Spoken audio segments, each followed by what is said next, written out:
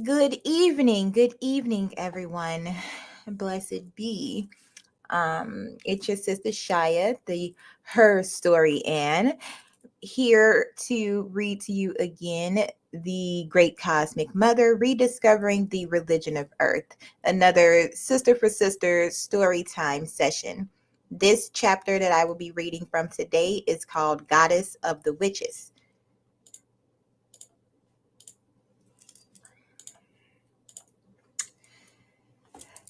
Diana, Artemis, goddess of the witches, was the great goddess of the legendary Amazons, the wise women and women warriors of ancient Thrace, Macedonia, North and West Coast Africa, Libya.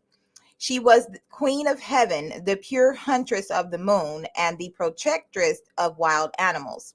She was a lesbian, scornful of men, and her followers were young women.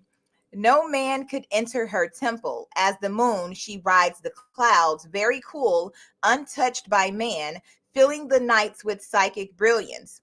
She was also Asiatic Artemis, the orgiastic and many-breasted mother of all.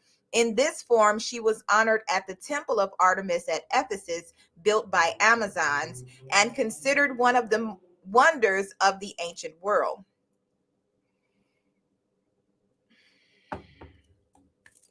And after this temple was destroyed by fire, Amazons built it up again.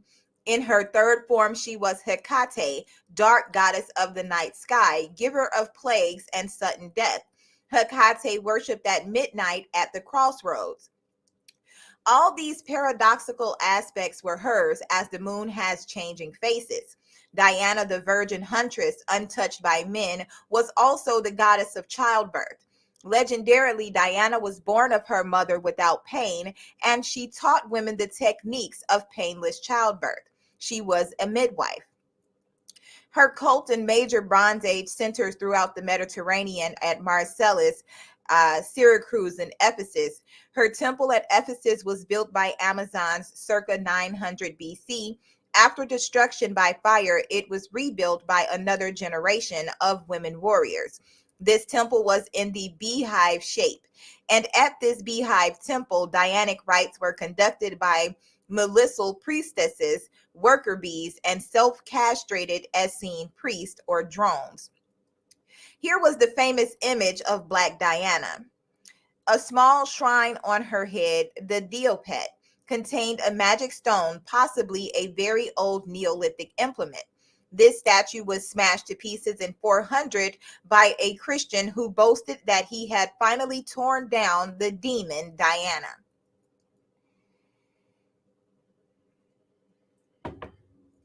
In Rome, Diana was the protectress of the plebeians, and in particular, the guardian of slaves, outlaws, and thieves. Her temple stood in their city quarters, the Aventine. Roman slaves celebrated Diana's festival in mid-August, which is also the sacred festival day of Hecate and of the Irish triple goddess Bridget. To the Christians, Diana the moon was the devil incarnate. 9th century church fathers in Europe condemned deluded women who believed that in the dead of night they ride upon certain beasts with Diana or the witch queen Herodias,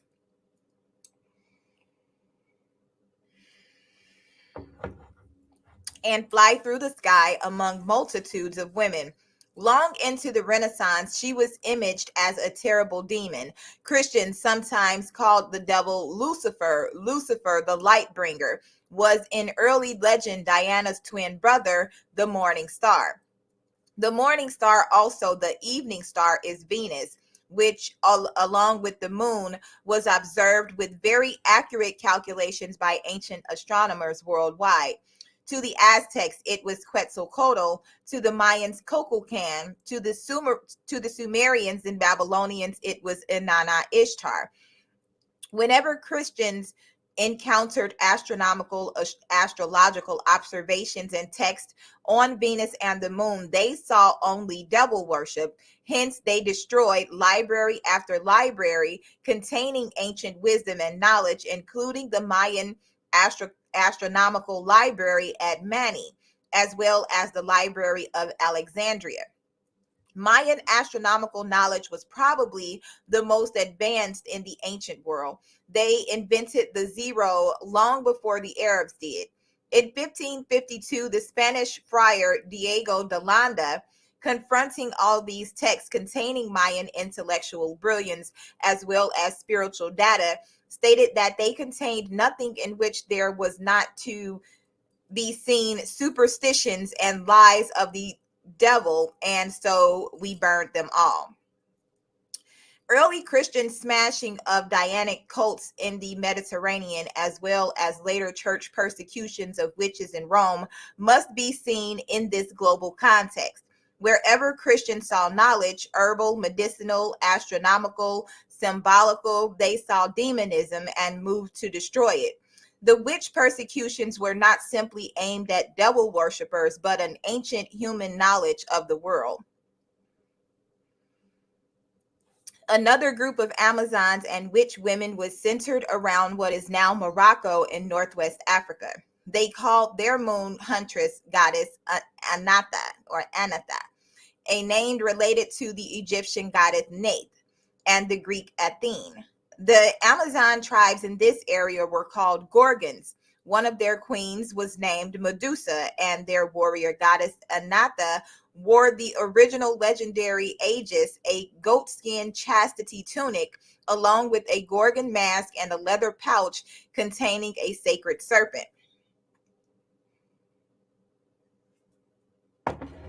Probably all the Amazons or moon women wore these magic belts, and any man who removed one without the wearer's consent would be killed. The Greek legends of heroes slaying the Gorgon and the snake-haired Medusa could derive from actual battles fought by patriarchal Greek soldiers against these women's cultures, just as Greek males fought Macedonian Amazons on the Greek homeland. The Gorgon is a very moon-faced woman with her tongue stuck out. Even though the later Athena became the goddess of the Greek patriarchal state, and in Greek drama was portrayed as siding with the new father right against the ancient mother goddess religion, still she always in her statues carried the Aegis with the Gorgon's head on it as her shield. Northwest African warrior women wearing a magic belt with a pouch suspended from it containing a sacred serpent sounds very close to the Dahomean goddess, the black witch Mawalisa, who was bisexual and carried a snake in her belly. I just can't believe all these people was bisexual. I'm sorry. And to corroborate the legends that ancient matriarchal Africans sailed to Central America, Frank Waters in Mexico Mystique mentions this interesting information. In the Mayan Temple of the Sun at Palenque is a carved tablet identified by Pythagoreans as the Aegis of Zeus, who stole it from Athena. This Aegis shows the Gorgon head with tassels that Homer described as Athena's shield, and it is backed by the carved numerals 77, the magic number of the Egyptian goddess Neith. The original witch was undoubtedly black, bisexual, a warrior, a wise and strong woman, also a midwife, also a leader of her tribe, the many faces of the moon. The nature of the goddess was in no way the pale, meek, mild, and solely maternal one that has been associated with quote-unquote femininity in patriarchal culture. The goddess of unrestrained sexual love, Astarte, Ishtar, Ashtoreth, Sybil, was also associated with war and death, with natural magic and primal wildness. She was also a mother and a helper of women in childbirth. Under the Greco-Roman and Hebrew Christian patriarchy in the West, these many aspects were separated out into the good woman stereotype of the Virgin Mary versus the bad woman Eve. She was the love goddess or the good mother or the hag of death or the virgin huntress, but never again all. It can be hard for us to remember that the original goddess was not a fixed dualism, but a revolving triplicity, she of the moon changes.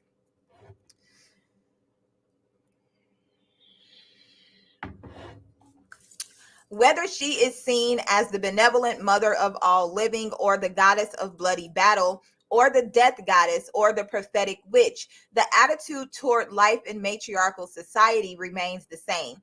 All life is created out of the mother and is one with her. Therefore, no life can be taken without her permission. All lifeblood belongs to her and must be returned to the earth sacredly. And so life can only be taken in the form of ritual individual sacrifice. This is how and why ritual sacrifice could occur among people who were not quote unquote bloody savages.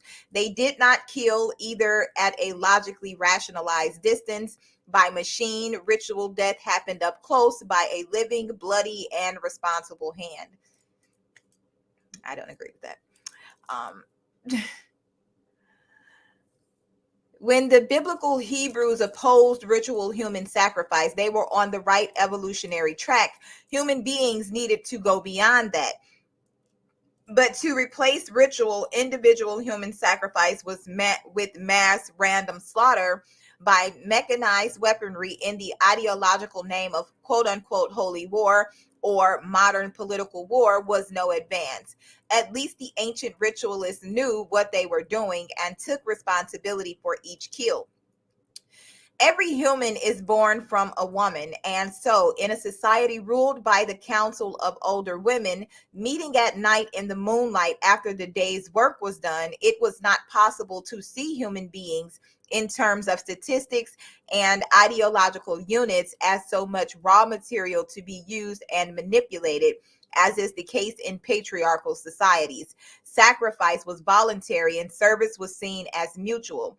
And as among the American Iroquois, even the male war chief or chief of hunting was not free to make his own quote unquote specialist decisions about life and death. He was bound to abide by the decisions of the Council of Women, the mothers of life and death.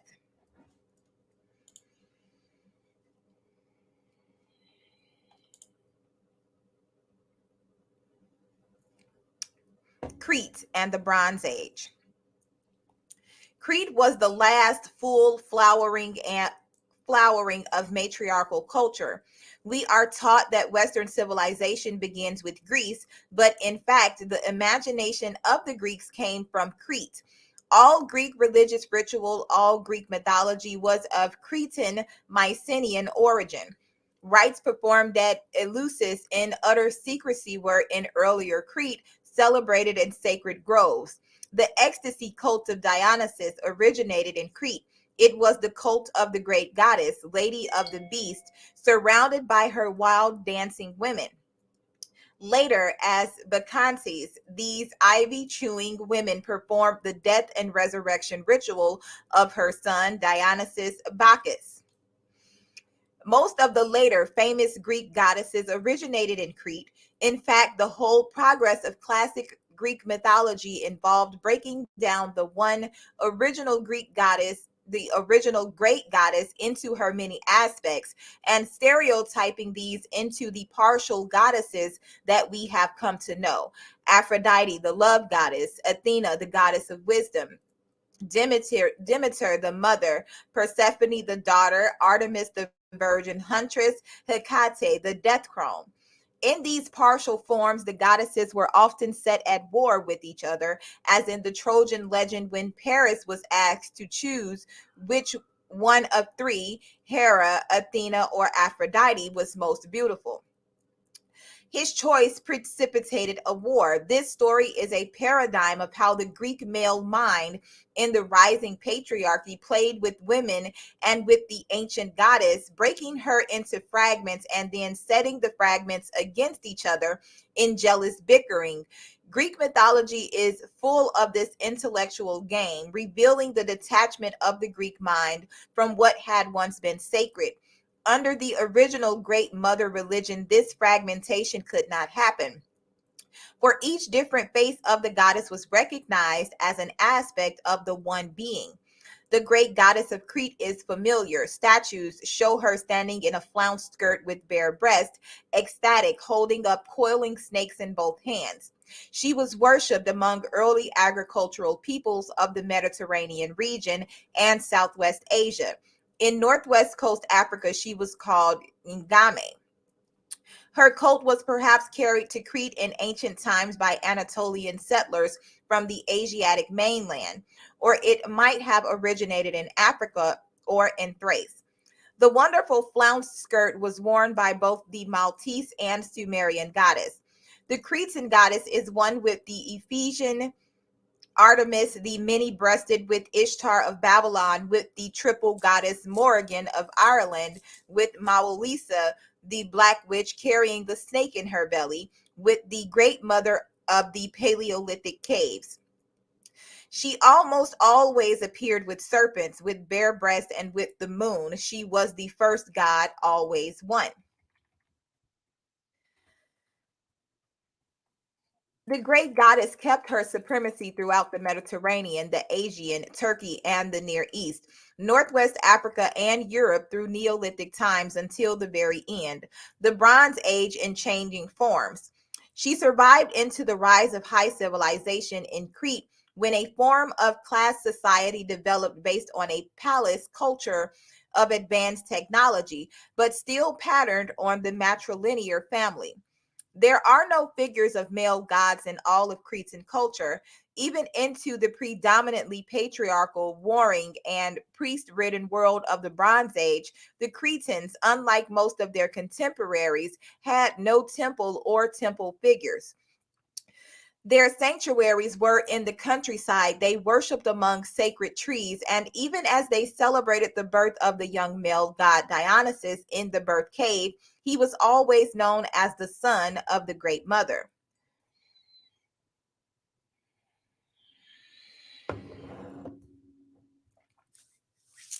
The rites involved hiding and protecting him from the cannibalistic wrath of the neighboring father god, who saw him as a rival for power. Dionysus was raised among women, dressed as a woman, as an ecstatic shaman, and he represents the naturally androgynous nature of the true son who identifies with the mother.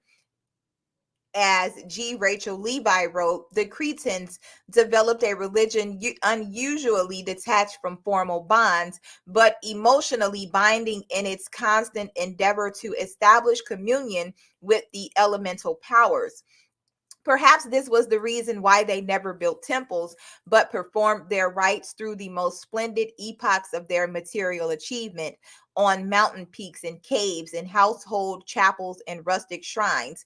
Their ritual remained primitive, preserving its relations with cavern, pillar, goddess, and tree, so that they could draw profoundly on the past and bequeath something fundamental to their more intellectual successors. The Cretans appear to have been gentle, joyous, sensuous, and peace loving. From the evidence of ruins, they maintained, like the Maltese Islanders, at least 1,000 years of culture unbroken by war. The only other peoples we know of with such a long peace record, those of the Indus Valley and of southern India, were also mother goddess cultures. In Crete, the uncovering of the breast was a sacred gesture symbolizing the nourishing life stream of the mother. The goddess was the one whose godhead, single in essence but of many forms, with varied rites and under many names, the whole earth reveres. In later times, her young son emerges as a deity, the leader and embodiment of the war dancing Curites or Corybantes. All the Cretan rites included ecstatic dancing and mystery, and in the Dionysian rituals, these trance inducing activities were not intended to prepare actual warriors, but to defend the spirit of the mother's young son from the rising patriarchy.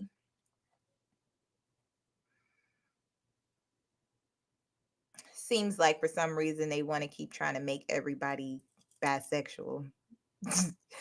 Which is why we have to have major discernment when reading and studying stuff made by put together by heathens.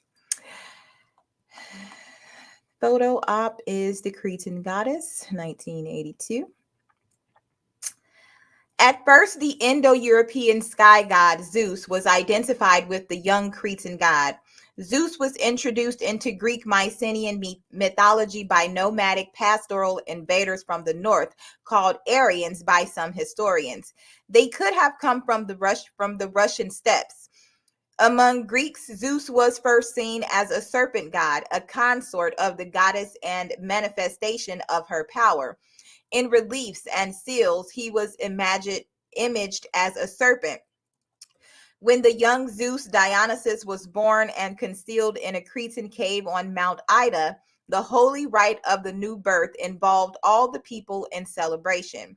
The Curetes dance and beat their shield, figure 8-shaped shields ornamented with serpents and spirals, to help save the child from his devouring father, bent on secular power. All this was an accepted part of Greek mythology, but influenced by the solar cult and Apollonian rationalism, classic Greeks elevated the sacrificial son to Olympian immortality, just as early Christians were to do with Jesus.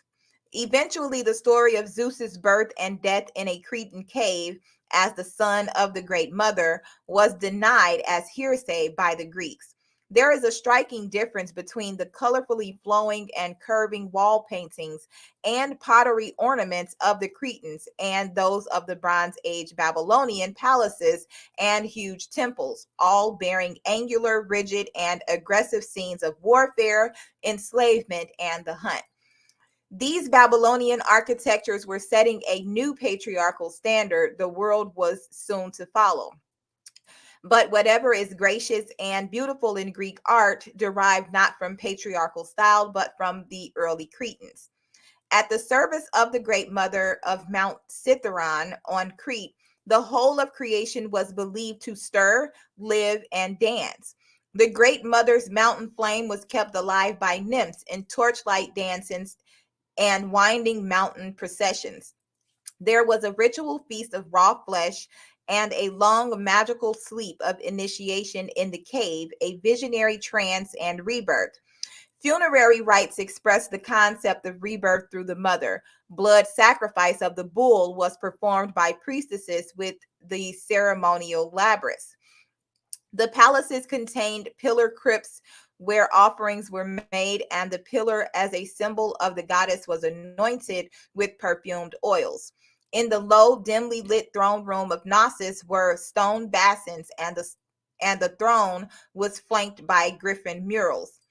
The Palace of Knossos is a vast labyrinth in its design. Labyrinth names its hall of double axes, the ceremonial axe of the goddess. Cretan art and religion were a vivid celebration of life. The goddess was joyously worshipped as the Lady of the Beast. Reliefs, paintings, frescoes, and countless seals depict her on mountaintops, surrounded by her wild animals, or carrying magic snakes in her uplifted arms. In Cretan homes, walls and ceilings were lavish with flowering lines and bright curves, plants and flowers, birds and forest animals, and sea creatures, purple octopi. Cretans were mariners traveling and trading as far as Scandinavia, Ireland, Syria, and Northwest Africa. Traces of their art and influence were carried over the seas. They worshipped cowrie shells and other vulva-like sea shapes of the goddess. These sea spirals and convulsions were universal symbols of female creation and organic growth, of eternal continuity and change. The cowrie in Africa retained its symbolic value into patriarchal times, being used as money. In Buddhist Tantra, spiral shells are symbols of the root mantra Om. No one knows what happened to Crete. Its brilliant millennium of matriarchal culture ended suddenly and mysteriously with no clear sign of a cause. There is no evidence of war or invasion. Some believe it ended in earthquake and flood. Robert Graves speculates that Crete was the legendary Atlantis. The Bronze Age marks a revolution in social organization. There was a break with the religion of the megalith builders. The great goddess still ruled, but no longer supreme. Her son/lover became more and more a dominating war god and father god, taking over some of her functions and powers as his busy priest remade the old mythologies into his new image. In this, they had the help of alphabets and script writing invented by women of goddess cultures. The transition from matriarchal to patriarchal organization seems to have come about in Mesopotamia, as elsewhere, through the political social revolt of the queen's consort. She traditionally conferred executive powers on him by allowing him to adopt her names, robes, and sacred instruments and regalia. For example, the widespread custom of the king wearing artificial breasts and long robes, acting as sacred agent of the goddess. The crown on his head was the crown of birth from the goddess, as babies are still said to crown at birth in the womb. When the king revolts against his sacred role in order to exploit the secular power of the matriarchal domain, the mother goddess religion begins to be distorted.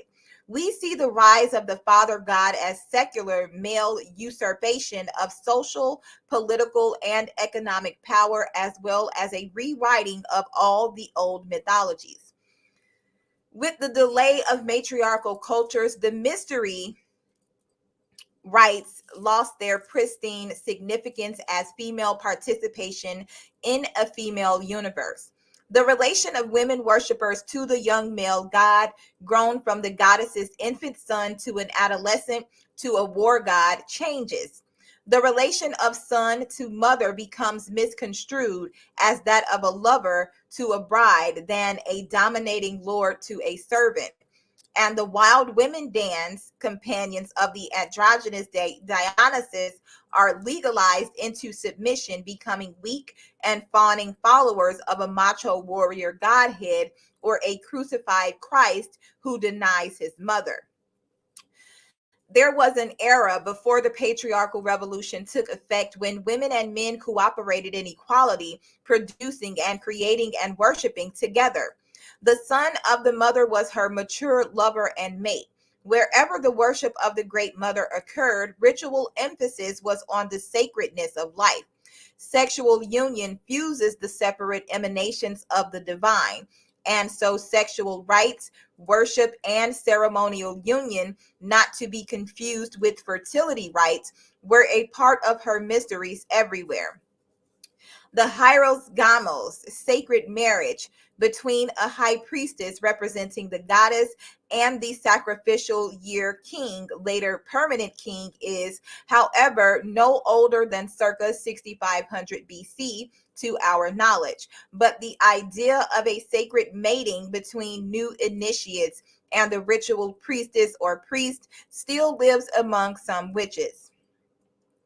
With patriarchy, this ceremonial view of sexual union ends. Patriarchy is based on secular, not sacred relationships, and on property possession, which utterly excludes the experience of ecstatic communion. It is also, of course, based on the sexual passivity, weakness, and dependence of women. The sacred marriage becomes the ugly business of domination and humiliation between the sheets or in the harem, the male paradise filled with sexual slaves.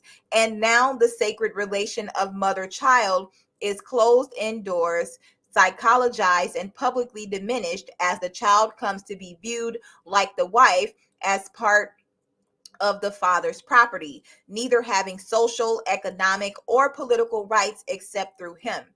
With patriarchy, we are in the world of male display, with males strutting and boasting before each other and women and children, as well as religious and cultural artifacts existing solely as material items in the assembled wealth.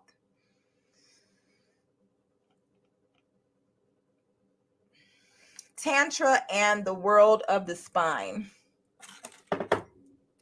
What remains? Many real things. Witchcraft in the Western world, our indigenous goddess religion. In the East, in Tantra yoga, and to some degree in Taoism, survive some of the ancient matriarchal beliefs, techniques, and ritual worship. The female energy symbolism used by Tantrika, the vulva, caves, the earth, the community of women, can be traced back to the Paleolithic cave culture of 30,000 BC. Probably in ancient times, the special potency of Tantra was transmitted through a female line of power holders, a mysterious sect of women called the Vratyas. This female transmission of the tradition would account for the way in which female energy symbolism has survived in later religions, such as the Tibetan Buddhism and Brahmanical monastic Tantra, which are otherwise male-oriented in their dogma and not at all likely to have discovered the female principle for themselves. All such transmission was bound to have happened entirely outside the Hindu caste system, which depends on strict adherence to patriarchal rule for its existence. The Sanskrit word for caste, varha, means color. The Hindu concept of lawlessness originally meant the corruption of women, which was believed to lead to social chaos or caste mixture. So female tantric practitioners and transmitters would have been outcast, pariah, and considered defiling as sex partners. The Tantra was originally matriarchal, emerging from and belonging to the collective, classless, early goddess society of the Dravidians. India was invaded circa 3000 BC by the lighter-skinned Aryans, or Indo-Europeans from the north, who went on to conquer the dark-skinned matriarchal agricultural Dravidians, ending at least 1,000 years of peaceful cultural development in southern India. The Aryans called themselves, quote unquote, the people of the sky, inherently light, good, superior, and mighty.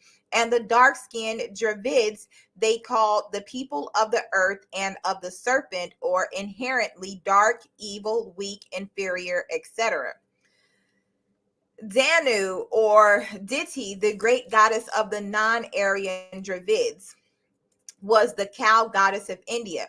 She was undoubtedly related to the European goddess Danu, who gave her name to the Russian river Don, to the German Danube, and was the goddess of the Irish Tuatha de Danann. In Indian mythology, she was murdered by the god Indra, he who overthrows cities, who was the god of the invaders. Danu and her son Verta are first described as serpent demons, later as they lie dead as cow and calf. After Indra's murder of Danu, it was said that the cosmic waters flowed and were pregnant with her blood, giving birth to the son of the new patriarchal order and its Brahmanic elite. Following this conquest over the ages, the male Aryans established the caste system, the most powerful among them establishing themselves as the light Brahmin class at the top. They placed tight restrictions on the women in order to preserve their own racial purity, property line, and privilege through the patriarchal family. Purdah, women's imprisonment in the quote-unquote domestic sphere, and harems of wives were introduced later by the Muslims. The priestly Brahmin caste presided over the temples and ritual worship and laws of hierarchic social conduct. A Brahmin was considered pure, and to maintain his purity, he had to be protected from all other work. The next class, the warriors, were good for nothing but war. The work of society was carried out by the lower caste and by the untouchables, whose duty it was to empty the latrines and do the cleaning. These untouchables were the original dark-skinned matriarchal Dravidians in the new patriarchal order assigned the role of housemaid or wife. Brahmins are called the twice born, or reborn out of the father. This is the aim of men's initiation rites all over the world, to incorporate the boy child into the world of the fathers while exercising all memory of the child's bond with the mother, a bond that is both erotic and mystical and thus a challenge to established power. The Indian mystic Rabindranath Tagore spoke often of the Shakti power of the female. In our language, we call women's power over men Shakti. If Shakti disappears, the creative force in society is inhibited. The men lose their virility and become mechanical in their habits. He believed that the relation between the sexes in India under patriarchal religion was so distorted that the Shakti power could not function. Distinguished contemporary Tantrika have stated their belief that many of the miseries in modern India are caused by the world hatred that traditional Brahmin philosophers have instilled into the majority of the population. World hatred is designed to make people accept miserable conditions and injustice as though these were functions of life itself, rather than specific results of specific man-made systems, such as the caste system in India. A good deal of India's suffering, like that of most of the world, results from Western imperialism and exploitation of native labor and resources. But such Indian problems as child marriage, dowry murders, and the ritual burning of widows, suti, cannot be blamed on modern European imperialism. The burning alive of so many young brides by husbands' families dissatisfied with dowry payments comes directly from patriarchal religion's devaluation of women into property. Dowry murder among lower caste Indians seems to have replaced the long-standing custom of suti, now illegal, which was practiced by the wealthier upper classes. Why? In suti custom, with the immolation of the widow on her husband's funeral pyre, the Brahmin priesthood inherited all the worldly property of the couple. Thus, no upper class wealth or land could ever pass into the hands of women. In the same way, the land and goods of every European burned as a heretic or witch during 5 centuries of Inquisition passed directly into the hands of the Christian church. That was a lot of property, much of it still held by the various denominations. Thus, does the patriarchal priesthood consolidate its earthly domains.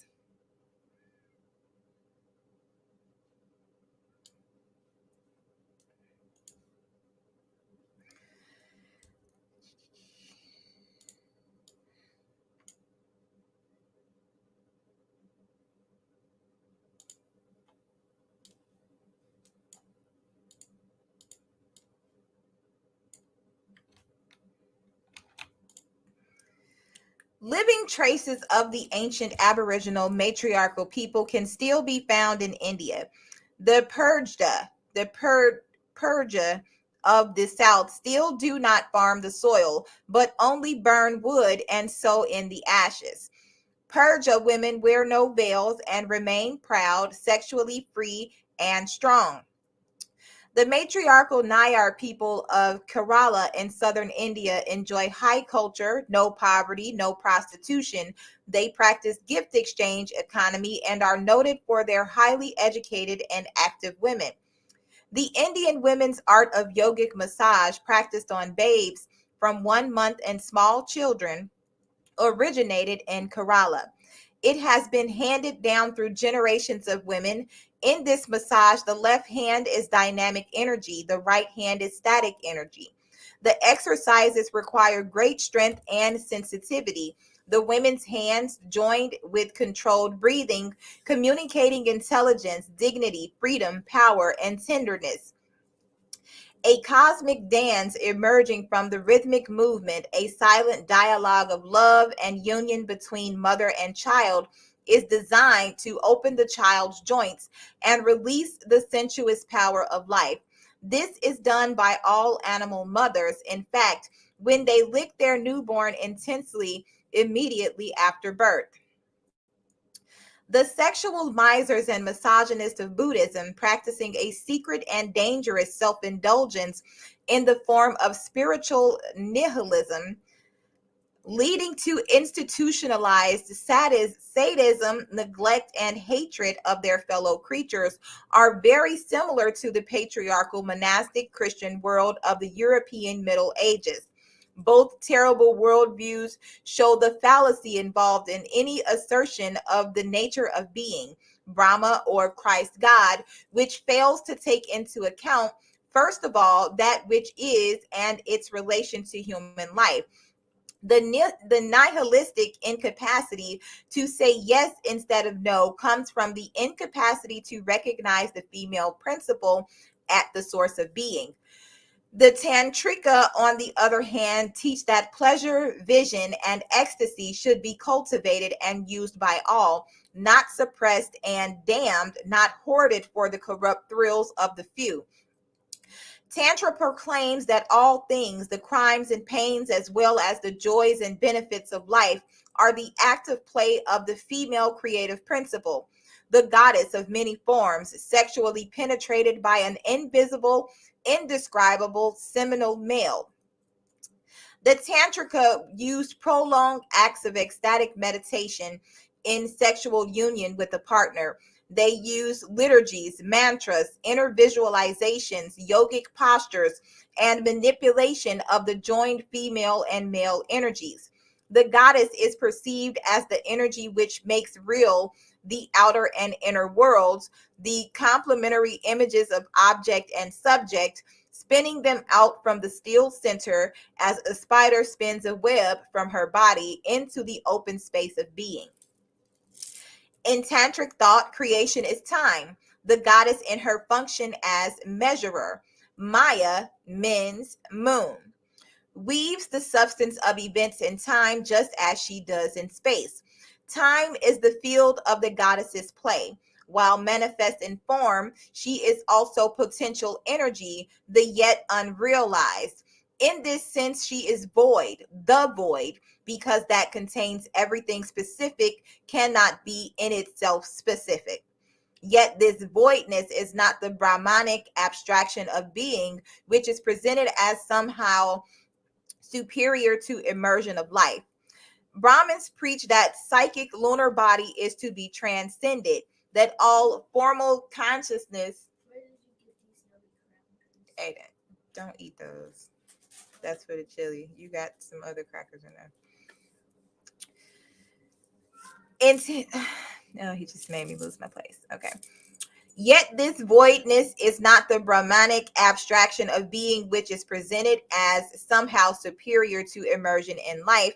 Brahmins preach that the psychic lunar body is to be transcended, that all formal consciousness is to be transcended and despised. Such an attitude carried about by real men in the position of dominating real life can be devastating. The void of the goddess is the real energy potential as yet unmanifest, and it is the ultimate relation or union of all manifest energies. Individual consciousness is released from the prison of dualism through realizing that she or he is one with both principles. Tantra exists in a patriarchal world, however, and has for a long time, and so its doctrine has been accordingly modified.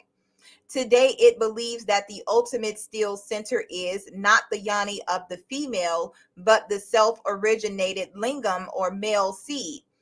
Tantrikas say that the lingam conveys into all Kali's play activity the seed of being hidden beyond and within.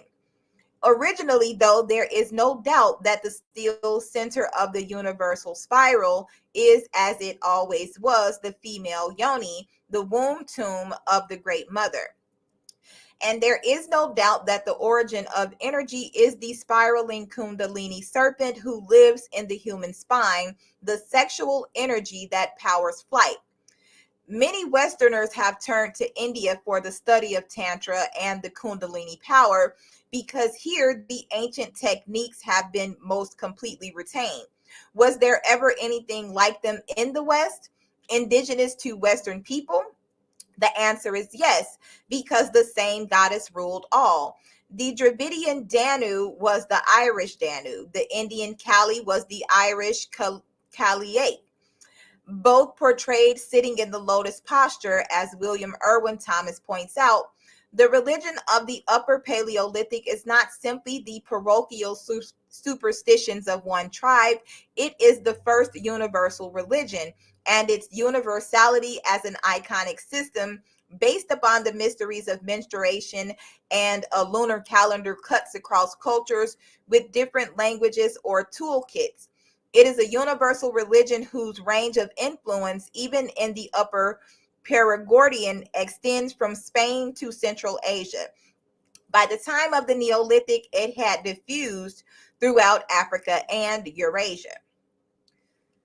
And by the Middle Neolithic, at least it had everywhere developed techniques of ecstasy and illumination. Some of these techniques, especially related to shamanism and drug use, were kept alive by European paganism and witchcraft.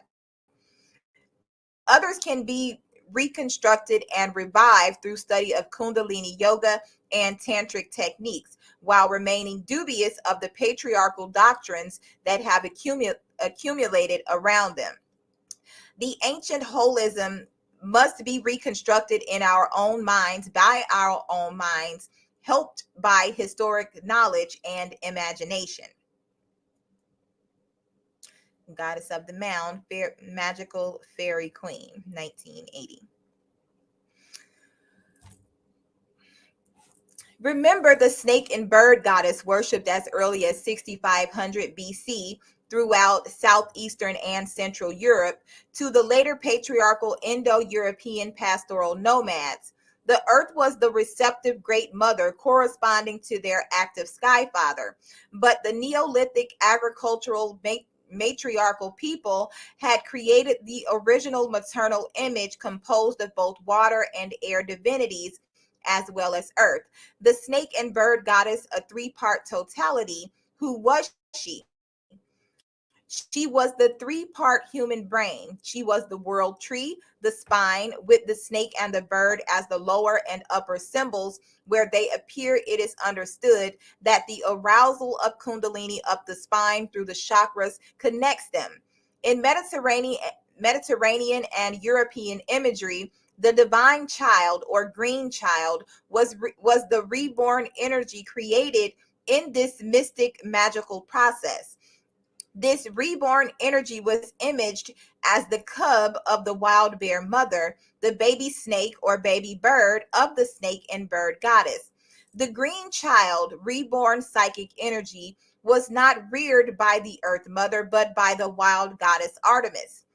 European paganism, like all others, always understood natural wildness as spiritual energy, the clue to illumination. Religious technique is not meant to tame this energy with moralism, but to channel it with creative understanding, which comes from the human neocortex. Variations of the snake and bird goddess appear everywhere, even in places we might not at first recognize. Their universal similarities are not accidental, but the evidence of a universal idea, a universal recognition. In India and China, the world tree is the lotus. In Mexico and Central America, it was a jungle tree topped with the Quetzal bird. Quetzalcoatl, the Aztec god of learning and peace, was imaged as a feathered serpent winding about a world tree. To teach the snake how to rise up the trunk to become a bird or a plumed serpent, a Quetzalcoatl, is how yoga was expressed in ancient Mexico. The Mayan Kukulkan was the same. Both gods were Venus, the morning and evening star. In Egypt, in the religion of Isis and Osiris, Kundalini rising up the spine is symbolized by raising the Djed pillar of Osiris. As Thompson notes, in Gnosticism also, the mind is called serpent formed. There was a universal recognition symbolized in all these snake, tree, bird iconographies that the human mind is not fully activated until the serpent energy is brought up the world tree spine to flood the brain with illumination. The energy of the reptilian dream brain powers the soaring bird of the neocortex. If it doesn't, the neocortex functions only as an intellectual mechanism. In all these symbols is a genetic memory of evolution and evidence of the ancient people's worldwide knowledge of yoga techniques. What is expressed in the lotus, the plumed serpent, or the staff of Osiris is the yogi's knowledge of the three brains of man, except that the techniques were developed by women, devotees of their own processes and of the world's first and universal religion. It is women, remember, whose brains are evolutionarily structured to experience sexual and spiritual illumination as one.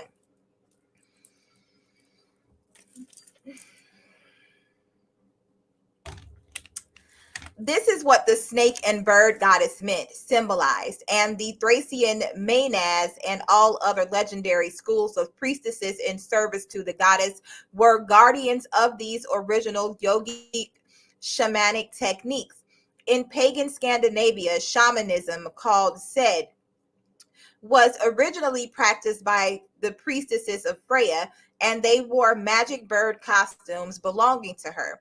With these, they flew into other realities, and on the cavern ceiling of the Paleolithic Hall of Hieroglyphics at Pecmerle, France, are the images of three dancing women. Two are headless. One has the stylized head of a bird. She has been called by art historian Siegfried Gideon the earliest known representation of the fusion of a human being with an animal. The consistency and ancientness of these images of ecstatic dancing and the pulling of the serpentine bio-mystical energies up the human spine to achieve quote-unquote wings or illuminated consciousness argues for an intuitive knowledge of shamanic yogic techniques among our earliest ancestors. They were the techniques of the religion of the Great Mother. Thompson describes how these techniques were desecrated by the literalism of male priesthoods in service to secular power. In the Yoga of Quetzalcoatl, the initiate spoke of the opening of the heart to the light of the sun. And what was meant by this was the opening of the chakras in the subtle body. The Aztec priest took the esoteric words literally, ripping out the victim's physical heart and holding it up to the sun. Such a grotesque literalist misreading of the esoteric spiritual text is at the heart of fundamentalist fanaticism in all religions and of all quote-unquote holy wars. In ancient Mexico, the priests conducting mass heart-ripping sacrifices day after day were no longer in the service, needless to say, of individual spiritual illumination. They were trying to keep a giant patriarchal religious military machine running using buckets of blood as fuel, using the fearful resignation of the people as fuel. Bronze Age priesthood throughout the Near East, the Mediterranean, and Europe entered upon the same gruesome project. As patriarchal, governmental, military, and architectural systems grew into gigantic edifices of stone representing secular power, crazed priests called for blood, sacrifice, castration in the name of the terrifying aspects of the Great Mother. They began to rule by fear alone, their own fears stimulating the fears of the multitudes. In atmospheres of mass fear, mass human sacrifice begins to make a kind of numbing sense. The real fear is stimulated by buildup of secular power, signalized by military power in the hands of a human elite. People tend to respond to this by propitiating their gods. Among the European Celtic peoples, the Druid priesthood inherited the magic shamanic techniques as well as the alphabet of the earlier goddess religion. They organized a spiritual technology that involved transcendent power for themselves alone, and so violated the cosmic law of the mother, which demands recycling on all levels, including the spiritual. Under threat of Roman invasion and the breakup of their world, the Druid priests, like the Aztecs, ended up performing more and more bloody mass sacrifice with less result. With the Indo-European infiltration of southern and central Europe circa 4000 BC, the snake and bird goddess begins to disappear. Her triple aspect disappears. Her sky aspect disappears. And the mother is deprived of her ancient sexual nature, I'm going to say. As shamanism and sexuality always goes together, this means the disappearance of the shamanic techniques or their absorption into the new male dominance religion as secret power tools of a ruling elite. The snake tree bird goddess, the multidimensional she of water, earth, and air, becomes under the patriarchal Indo-Europeans the monodimensional G, flat on her back, passive receptacle of male seed, Earth Mother who never flies, and the magic dies. During the long millennia of the Upper Paleolithic and the Neolithic, our human ancestors, led by women, developed communal meditation techniques which led to individual knowledge and experience of human psychic powers. With the agricultural buildup of the mid-Neolithic, increasingly complex settlement and specialization, these techniques and powers became increasingly the secret knowledge of a spiritual elite, a priesthood, just as the Neolithic increase of material abundance gave rise to a ruling secular elite, a palace royalty. This combined royal priestly elite, armed with the new class of professional warriors, saw clearly how this communal wealth of humanity, the earthly abundance, and the spinal spiritual knowledge could be appropriated and exploited for the elite's advantage and toward the profitable enslavement of the masses of people.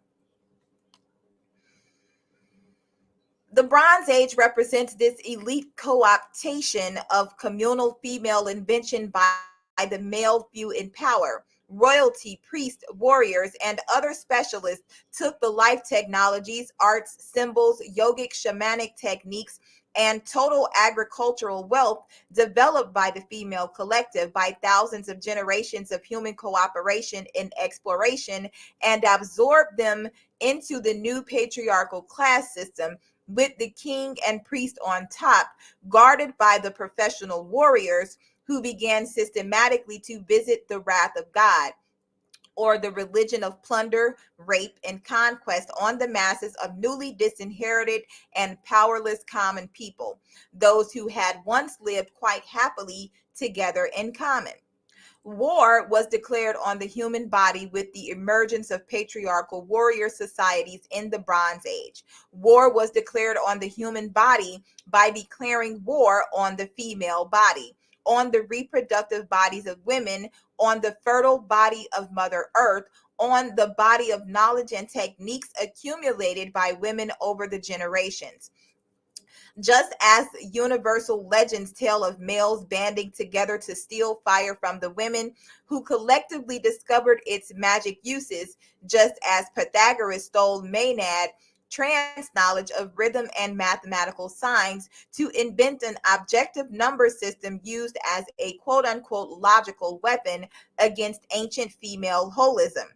Just so the Bronze Age patriarchies stole the practical and spiritual inventions of the female sex and the female god and turned them into power weapons, which have been used ever since to make the few rich and the many impoverished, to give males a pathetic illusion of quote unquote freedom via the enslavement of females, to give men the delusion of mental superiority via the total historical plundering of the female brain, to speak continuous slogans of progress and civilization while the entire human race is dragged evolutionarily backward into the dominant submission systems of the primates.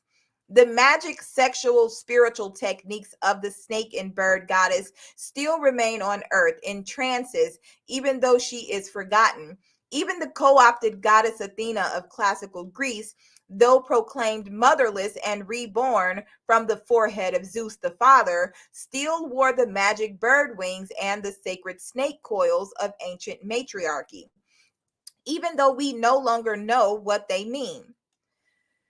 In the time falling bodies take to light, Thompson refers to the male horror of returning to the matriarchy, of returning to the female communal order of the past.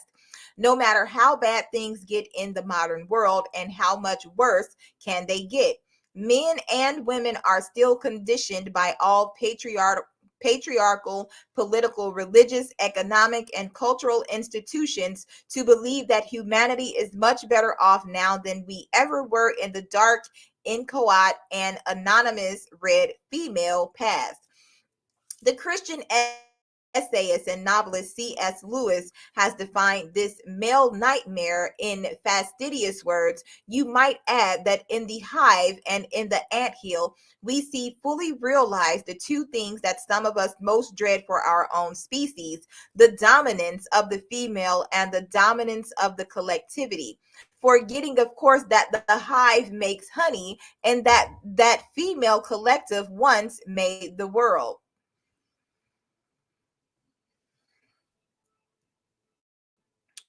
Patriarchal culture and religion.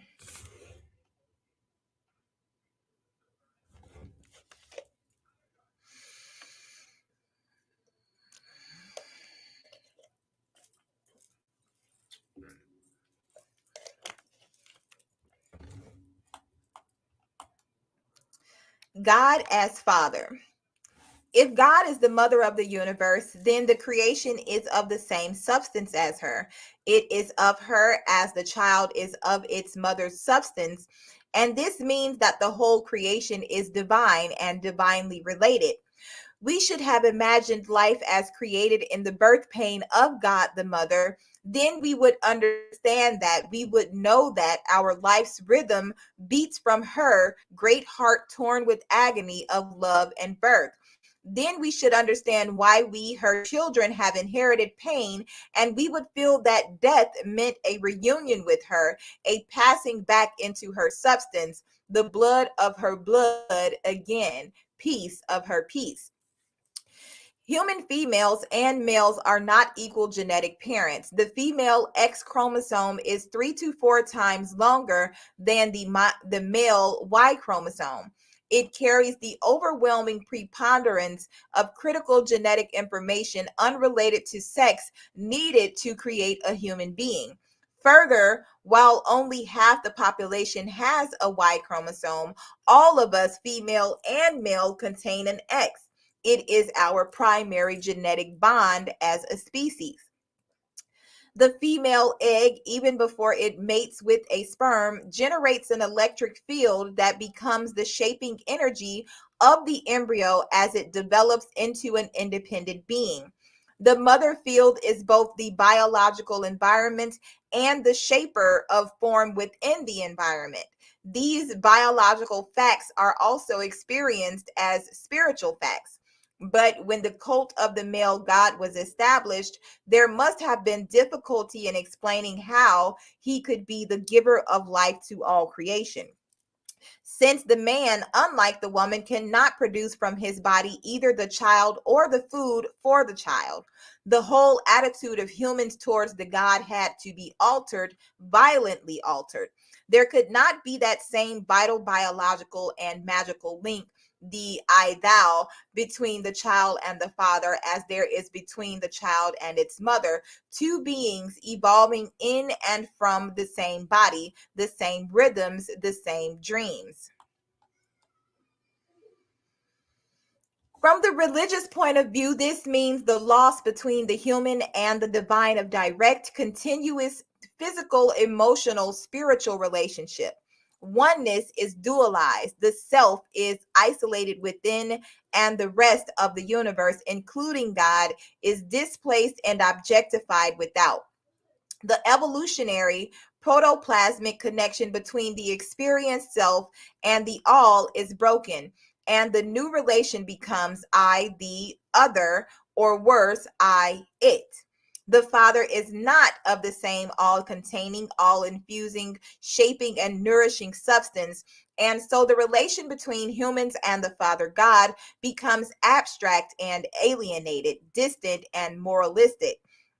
The abstract God is inorganic, equally inorganic relative to the preceding 300,000 to 500,000 years of communal Stone Age life, was the rigid class system of royal masters served by slave labor that quickly coalesced around the ruling patriarchal elite. The few can rule the many only with the help of punitive religious ideologies, by means of which the unjust advantage of the few and the raw exploitation of the many are somehow justified by God by a class theology. And so this new male God must be enforced on the people by the punitive and guilt projecting ideologies of a privileged priesthood. In their writings and doctrines flooding the Bronze Age, creation now comes to be seen as evil. The creator is above and apart from his creation, and while he is perfect, the world is flawed. And so the idea of original sin can be conceived for the first time to rationalize the unnatural new relation between the human soul and the aloof God. This lays the basis for all further alienated relationships between people and God, between people and people, between people and the natural world, between rulers and ruled. For now, the primary relation is not that we share the same divine substance, but that we share the same material corruption. And the entire priesthood exists to redeem us from the sin of being born from the mother, and to rationalize class disparity by preaching that the new class system is God's design. His method for creating time, his method for creating civilized order out of the corruption and chaos of human flesh. For an unjust system to work for any prolonged period of time, it is necessary that the masses of people believe they deserve the injustice. This is why the Father's way in all patriarchal world religions is absolute, so pure it is separable from us and from the world, and perceptible only through largely verbal abstractions that attempt to describe his emanations or manifested attributes. He is perfect, good, disembodied spirit, the Logos. He is seen as purely spiritual generation, totally freed from matter, because the priest must insist he is free from the Great Mother and having no participation in material processes. It then becomes difficult to explain the existence of death, illness, pain, and decay, since they have nothing to do with God. Rather, it becomes too easy to explain them. Everything is blamed on the corrupt mother and her human children and her heathenish lover, the devil. It now becomes possible for the Hindu mystic to confuse the goddess as time, Maya, with evil on the one hand and with the whole natural universe on the other, so making all creation the product of evil while God remains uninvolved. Under ontological dualism, the mind becomes more and more confused by paradox. And to work their way out of their confusion, patriarchal theologians seek abstract escape from the natural world, defined as a seductive trap. The world of Maya is called mere illusion, a veil hiding true being, and so the Hindu, the Buddhist, and the Christian seek liberation from nature in search of a state of consciousness bereft of all sense experience, nirvana, or angelic heaven. It was to correct this amaterial floatiness, in fact, that Zen developed out of ancient Taoism to re-insist on the reality of the real. Alan Watts in Nature, Man and Woman describes the ancient female way of fusing spirit and matter in non-coercive union, a way of flowing along with events while at the same time cooperatively molding them. It is the way of the dance and the unfolding of plant, animal, and mineral forms, the desire of energy to form itself according to its own rhythms. At some historic point in an aggressive act of self definition, the male mind interpreted this energy, this organic will, as other and mentally separated himself from it. It became Maya, illusion, evil, mere matter, inferior object. Denying and fighting it, man tries to artificially or ideologically impose his own contrary ego will. In the process, he destroys nature, and thereby, for he too is nature himself. And Taoism says, Tao, there is a thing confusedly formed, born before heaven and earth, silent and void. It stands alone and does not change, goes round and does not weary. It is capable of being the mother of the world. I know not its name, so I style it the way. I give it the makeshift name of the great. Being great, it is further described as receding. Receding, it is described as far away. Being far away, it is turning back. Tao is that from which one cannot for a single minute depart. That from which one may depart is not Tao. As the Father God is seen as entirely good, light, and static, like the sun at noon, the Hebrews and Christians had to invent the devil. In the Bible, the Old Testament Hebrews refer to Satan, which means enemy. Any enemy of the Hebrews or the Hebrew God was satanic. Early Christians, who were mostly Hebrew and inheritors of the Hebrew tradition, expanded on this quasi-political definition of embodied evil until the devil became the source of all things called evil, of decay, darkness, illness, pain, and death. The Jewish Essenes, who were evolving Christian concepts 100 years at least before the reputed birth of Christ, also took in many Persian Zoroastrian concepts of good versus evil as the cosmic battle between light and dark, between the children of light and the children of darkness. And so an extremely dualistic good light versus evil dark ontology was incorporated as the rational framework of Christianity, with an aloof cloud dwelling God representing all that is good and light, while a very busy world hugging devil represents all the bad, dark stuff. Once Christians had invented this monster, they became totally obsessed with this invention of theirs, fanatically obsessed, since the devil is the curse of those who have abandoned the goddess. And fanaticism is a mental curse. So now the devil is projected on half the world as the other by the crazy half that considers itself good.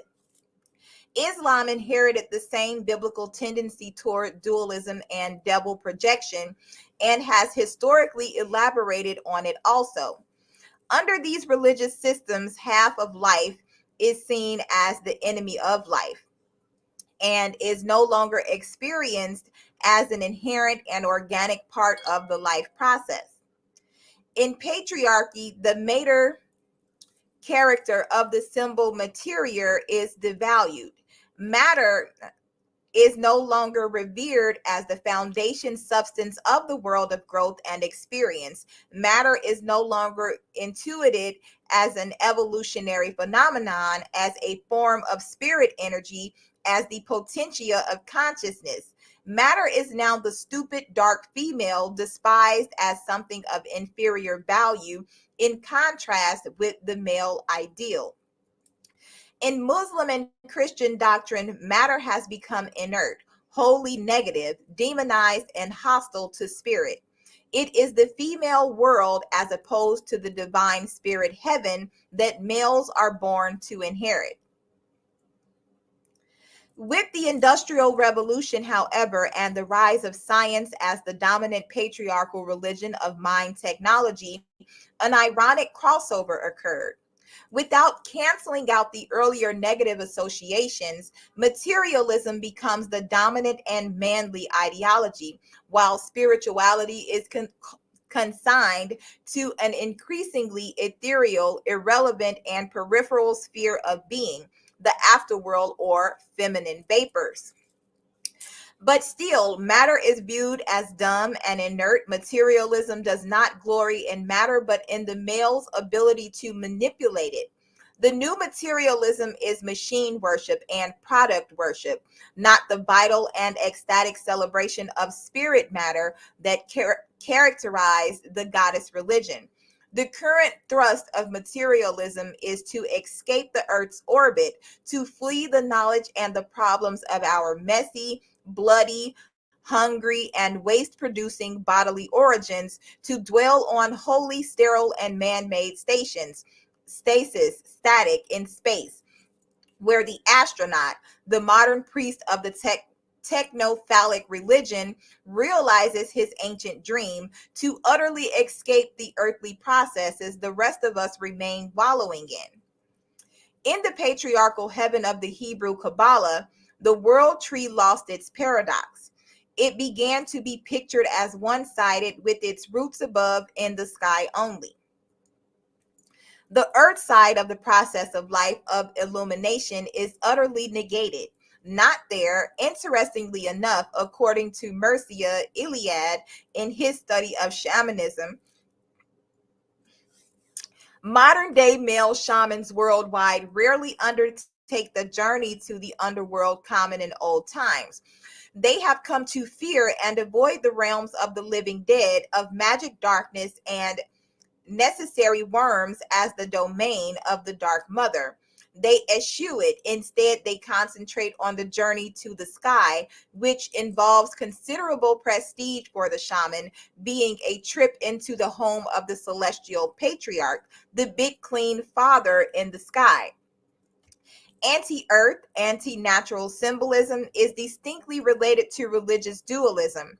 From it arises a purely abstract worldview, as in mathematics, in which the man-made symbols are not comprehended as part of a larger reality. They are comprehended as the reality. Dualism is a spectator sport. No one wholly involved in an ongoing life process can conceive of it in dualistic terms or objectify the experience. Dualism first arose among men who were functional spectators of the life created by women. These were the male priesthoods, men who did not give birth to creatures who would experience both ecstasy and pain and who would die. Men whose whole self-appointed task was the uninvolved organization and manipulation of life into abstract and systematic terms for the sake of secular control and power. Male priesthoods are characterized by their dogmatic attempts to control a process they do not themselves, as spectators, participate in. Such mechanical, anti-natural, remote control concepts of life have choked the springs of the living waters. The patriarchal, Kabbalistic world tree, with roots exclusively in the sky, is wholly cerebral and unreal. To erase the earth side of the spiritual equation is to de-energize the equation. To deny the earth roots of the world tree is to deny the serpent roots of the spine. And indeed, the biblical Hebrews set themselves against the serpent. In so doing, they were deliberately opposing the Kundalini powers of the spine, the sex chakra, and the ancient brain stem. And so the Father God becomes both anti-sexual and anti-evolutionary. This is our grotesque situation today. An anti-sexual God is now worshipped as the creator of life. And wherever you find a puritanical God, you find also a pornographic God, for the human mind will strive for balance. And an anti-evolutionary God is now worshipped as the goal of human progress, to be achieved not by organic growth of consciousness, but by worship of developmental machine programs and technologies. The immortality promised by the moon goddess was not a state of perfection or stasis in eternal light. She offers an ever renewed life from the moon's own, in which diminishing and dying are as essential to spirit growth as birth and becoming. Her redemption is not from sin and matter, but from mental traps that block the self from its source. It is union of the opposites within the psyche, which brings release from the final power of death, which allows consciousness to pulsate from one dimension to another in the cosmic field. This is the only redeeming experience to be lived by an inner presence, the creator behind the ego.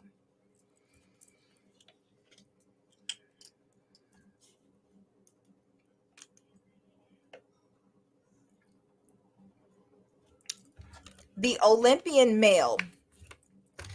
If Father God religions are reactionary and anti evolutionary, the reason is simple. They are built in reaction to the original goddess religion, which dominated human thought and feeling for at least 300,000 years. By contrast, God has been conceptualized as a complete male for only about 3 to 4,000 years. For this reason, patriarchal religions must begin by denying evolution. For if that long stretch of human growth time was acknowledged, it would have to be credited as the evolutionary creative time of the Great Mother. To avoid this, the father gods just somehow appear, as it were, by spontaneous generation, and human life just suddenly appears with them, fully formed, sprung arbitrarily from the forehead of the he god, sometime around 2000 BC.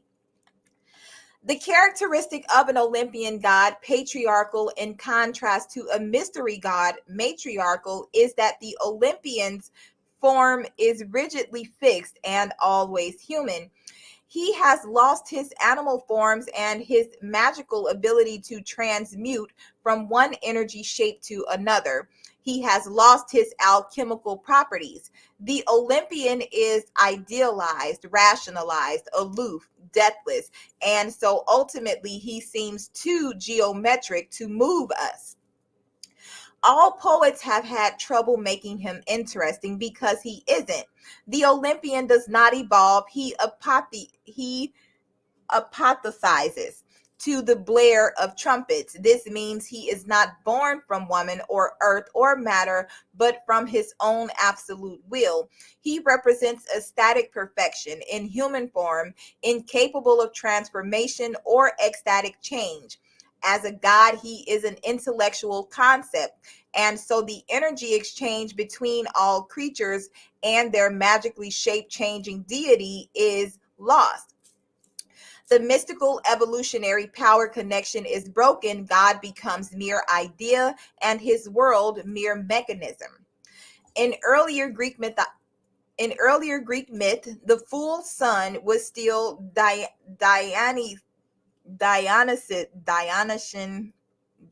whatever. Dionysian, yes. Though described as phallic fecundator of the receptive earth, the legend and drama of the Greek Dionysus raised fatherhood over maternity, but still yearned ecstatically for the mother as befit his Cretan origins. But in classic Greek mythology, Apollo, the Platonic intellectual, ideal homosexual lover, was transformed into the static and immutable light, which is no longer cyclically rising and setting, coming into being and passing away. It exists absolutely, never changing. Apollo and Athena, redesigned as the motherless daughter of Zeus, together usher in the new law of paternity. Apollo declaring that the mother is no parent of that which is called her child. She is only nurse of the new planet seed that grows within her, while the real parent is he who mounts.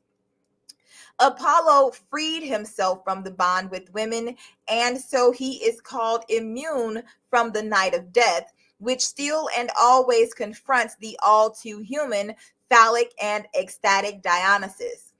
Apollo becomes the spirit that rises above all change, away from the earlier subordination of spirit to physical laws and the dependence of human development on cosmic powers.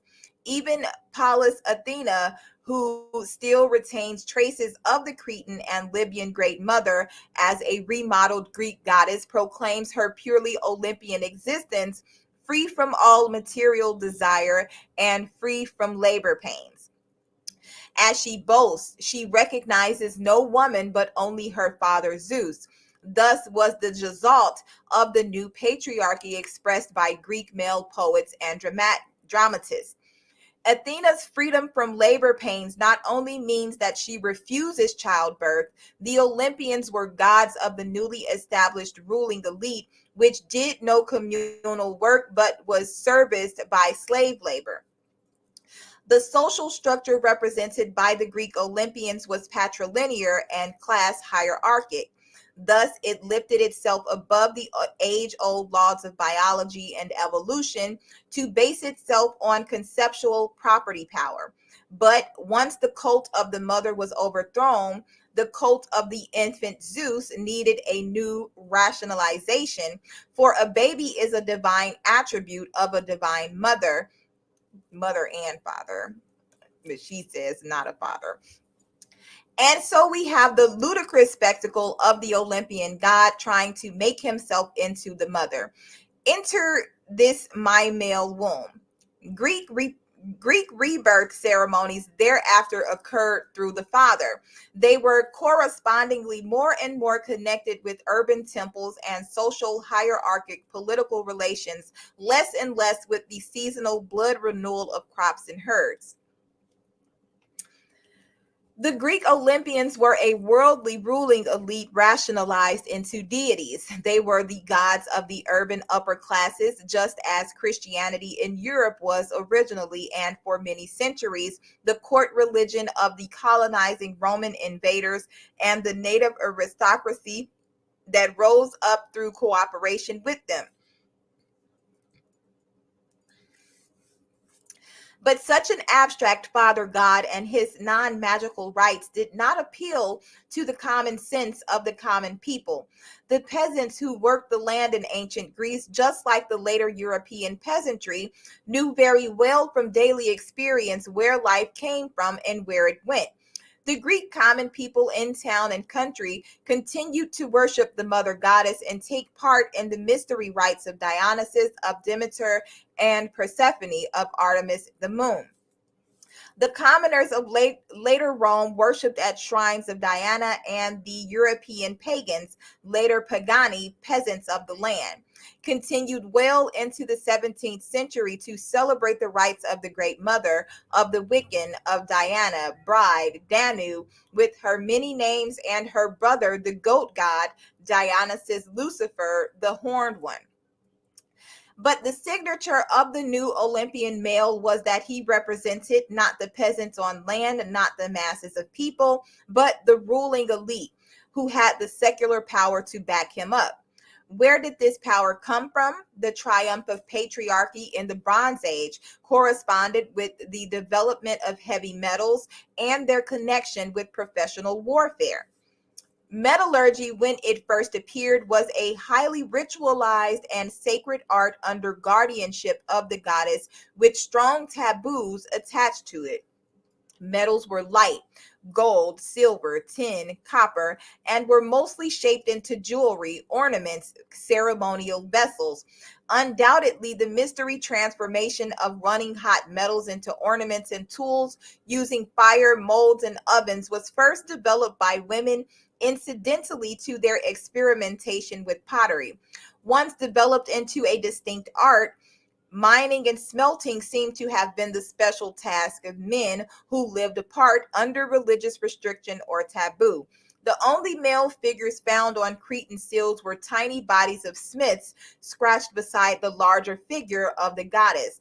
Sacred metallurgy served the Neolithic goddess and the people wisely, but in the Bronze Age, the ritual controls were broken. Metallurgy passed into the male sphere entirely, becoming a secular industry or a religious industry in service to the god of war. This opened the earth up for the first time to violent exploitation, including struggles between male groups for control over the earth's ores. Some evidence suggests, as John G. Jackson wrote, that iron smelting began in Central Africa. According to Merlin Stone, the process of mining and smelting iron ore was discovered by the Aryan Hittites circa 2500 BC. We don't know. The significant fact is that compared with the copper, gold, and bronze of the goddess cultures, iron was a much stronger and more abundant metal. In particular, it provided more efficient, heavier weapons. The Aryan people kept their iron smelting process secret for many centuries, as on it depended their technological supremacy and sole power over the more culturally and practically developed matriarchal peoples. The Indo-Europeans, for example, had no written language of their own, but adopted the script of the peoples they conquered. In this adapted script, the sign for man, iron, and Mars, the war god, are the same. Further, the goddess people used the wheeled wagon, their invention pulled by a donkey, for daily use and trade. The Anatolian Hittites and later Near Eastern warrior people were the first to harness up horses, turning wagons into war chariots. T.C. Lethbridge in Witches speculates that it was the development of metallurgy as a male art that brought the end of the mother goddess cultures. Larger and heavier metal weapons radically changed men's experience and techniques of war, giving advantage to the emerging professional warrior and changing warfare from a defensive tribal skill to a whole new game stressing aggressive offense and the spoils of victory. The new weapons mounted on wheeled wagons also allowed war to be carried on much farther from home. War became a specialty of roaming mercenaries, while the women remained at the home village, maintaining the culture. In contrast, among Neolithic agricultural people, as among African tribal gardeners until quite recently, both women and men carried spears and other weapons with them into the fields, and if attacked, both sexes fought defensively. So, ironically, matriarchal culture was overthrown with the help of the new heavy artillery mined and stolen from Mother Earth. Perhaps this is why, even today, witches must not touch iron. Metal mining and smelting remain the most male dominated of all professions, and access to ores remains a major criterion of male power states. So long as Stone Age hunting was a major survival occupation, it kept men busy on the peripheries of the women's camp. Hunting kept men away from the home base, sometimes for long periods, but it also provided a ritual focus in the cave religion. Hunting gave men a spiritual and group identity within the worship of the Great Mother, but women's invention of agricultural and domestication of animals, together with settled village life, created a steady food abundance that rendered hunting more or less obsolete. There was suddenly a large male labor force hanging around needing occupation.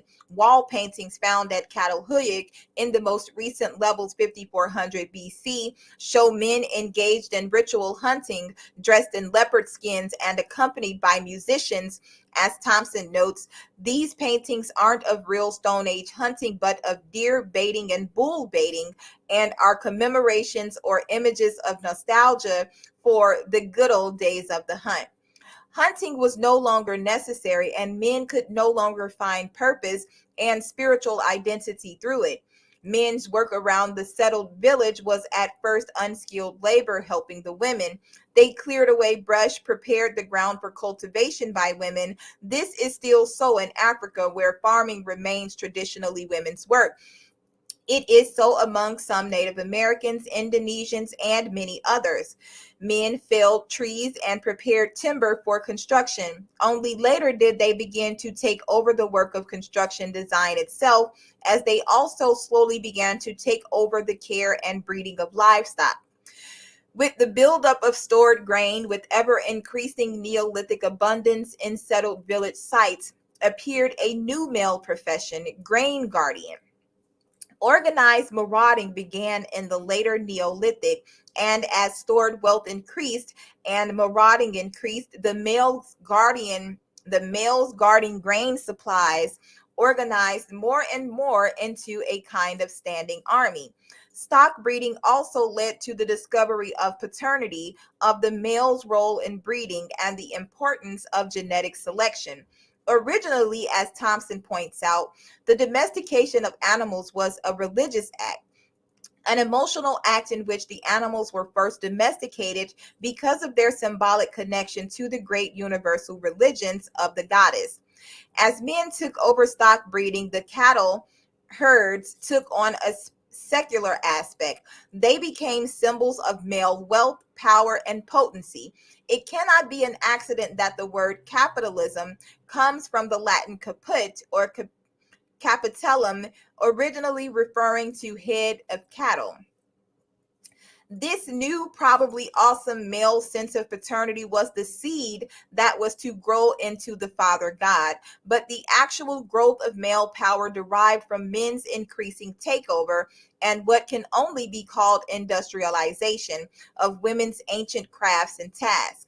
Unlike the women, the men did not have to start from scratch. Millennia of women's work laid the groundwork for the male revolution of the Bronze Age. In a relatively brief time, men began not only to learn the skills and crafts of the women, but to make improvements in tools and methods, always in the direction of mass production. Men invented the plow, men invented the potter's wheel. It is very likely that women had not made these quote unquote improvements because they were reluctant to break their direct connections with their materials. Craft was, like sacred ritual, a matter of rhythm and movement, of tactility. Women worked earth with hands and digging sticks. Women worked clay with their hands, shaping the clay spirals for bowls on their breasts. The more advanced tools and techniques developed by men interposed themselves between the body of the worker and the body of the mother substance. They objectified the task and secularized it, which women wouldn't do.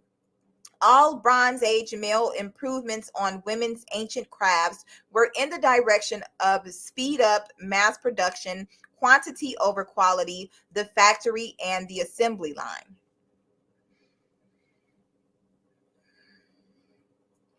For a time, as men shared tasks but did not take them over, there must have been a truly egalitarian society, with women and men working side by side in the same jobs, furthering together the abundance of food, textiles, building materials, consolidating the first towns and small cities with their surplus production.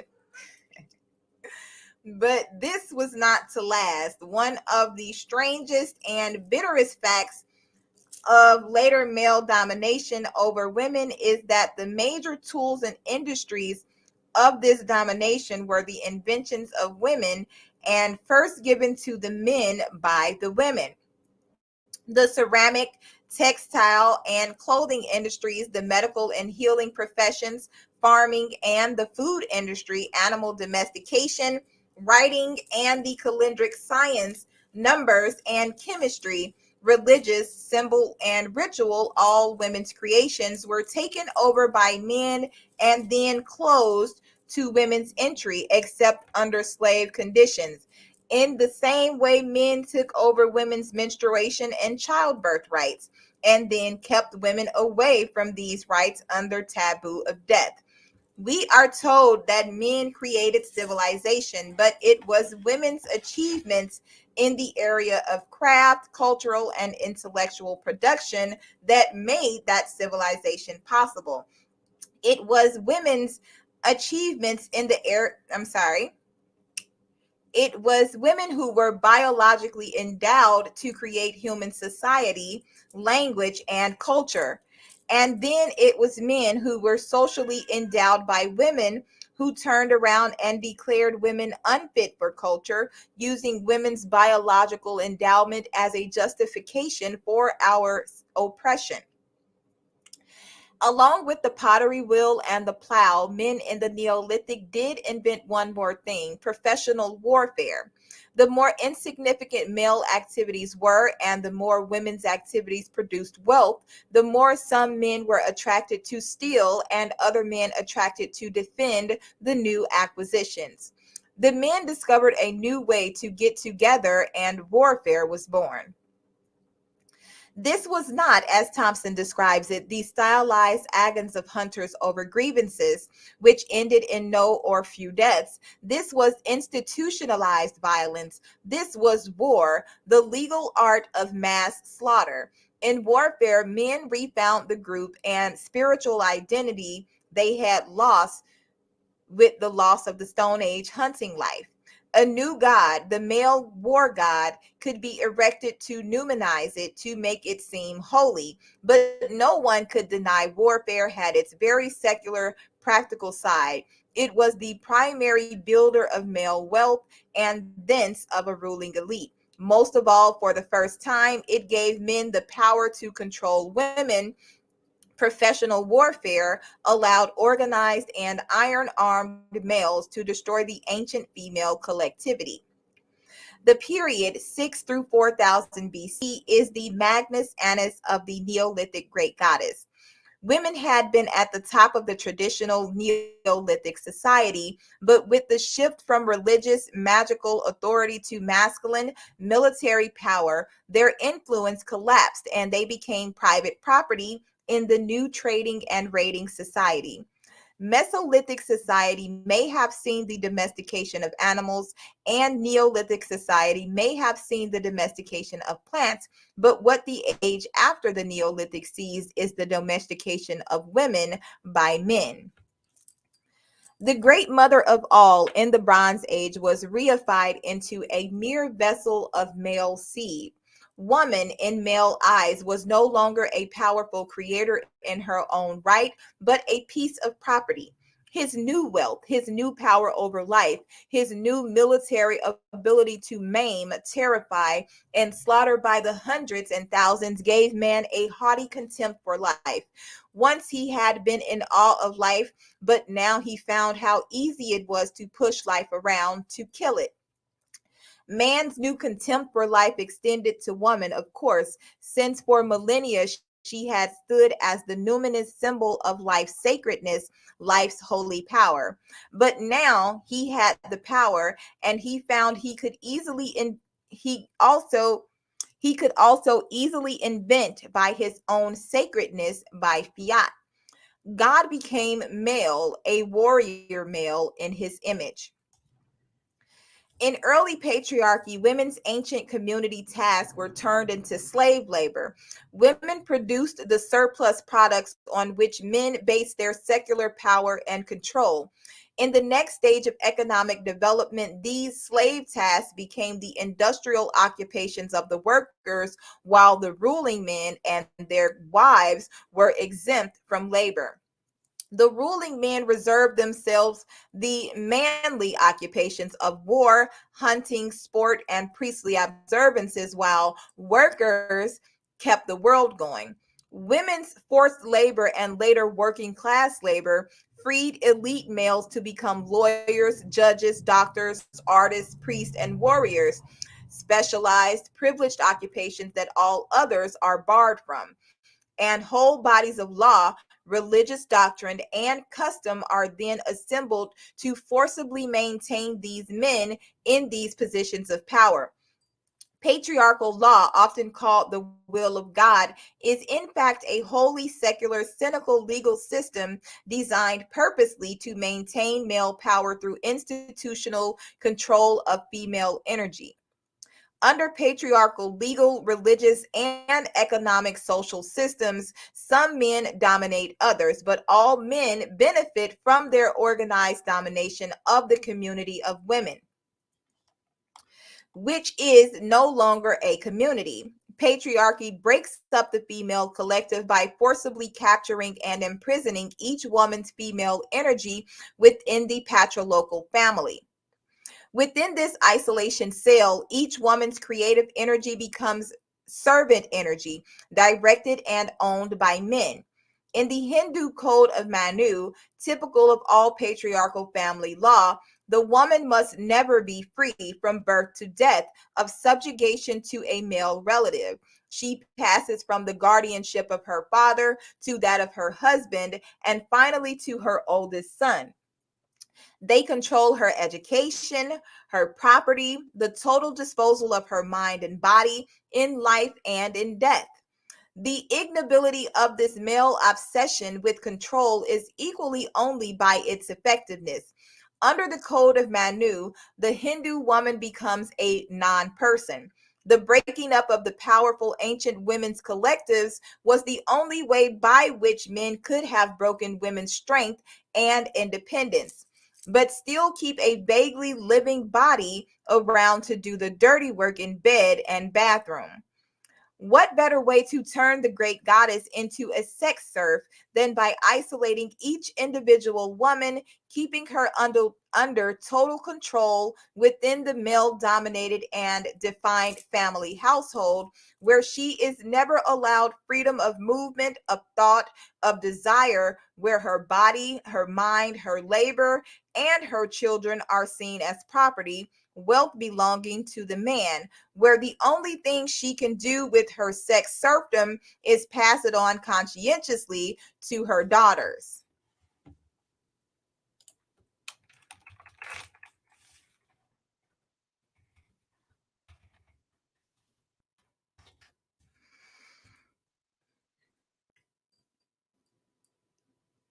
Confucius, circa 600 BC in China, advocated the patriarchal totalitarian state. The functional basis of this state was defined as women's three obediences to father, husbands, and sons. In the 20th century, Adolf Hitler in Germany articulated the three spheres of women: children, Christian church, and kitchen. Codified in these slogans, which were also laws, is a simple fact. Between these two men lay over 2,500 years of patriarchal society built and maintained worldwide entirely by the exploitation of women's biological creation and physical labor.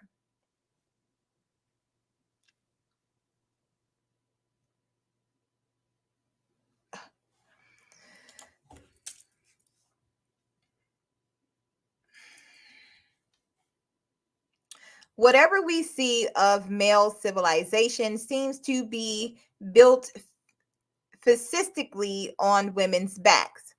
The goddess had been all powerful, but she was the mother of sons as well as daughters. Sons came from her body, were nourished by her breast, and it was not her desire that men should be degraded or destroyed. Under matriarchy, men were not reduced to mechanical units, to slave labor, or to subhuman objects. She knew that she was the parent and did not have to enforce unnatural religion with unnatural law. It is I who adorneth the male for the female. Her son was also her lover. Here we go with that stuff again. His systematic degradation would have degraded her, who desired only free and graceful worshipers. In no goddess religion where in no goddess religion known were people ever depicted on their knees.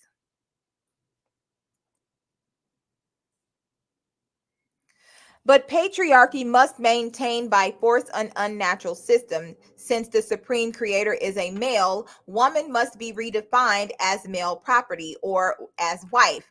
In fact, the very idea of a male creator God carries within itself the necessity for some kind of tightly controlled caste society. Because it is only through the creation of life through human mothers, now passive and powerless, that the male God can claim glory for himself. He cannot, he does not go through the dangerous episode of childbirth in his own person. He uses women to do it for him. Then, contrary to the truth, he claims that he is the almighty creator. The woman at best is patronized for her role as divine housewife. The sacred sphere of women's daily communal work and ritual is destroyed, as women are isolated individually in men's households, and women's industries and labor are exploited to build male empires, with the further destruction of the rights of the death goddess, with their prohibition and or co-optation by the male churches, with moral and legal suppression of the ecstatic ceremonies of soma, pythonic divination, and pagan cults of celebratory rebirth of all things. Little remains of the goddess in patriarchal culture, but a wife of tamed or nervous sexuality and utterly desecrated because isolated mind.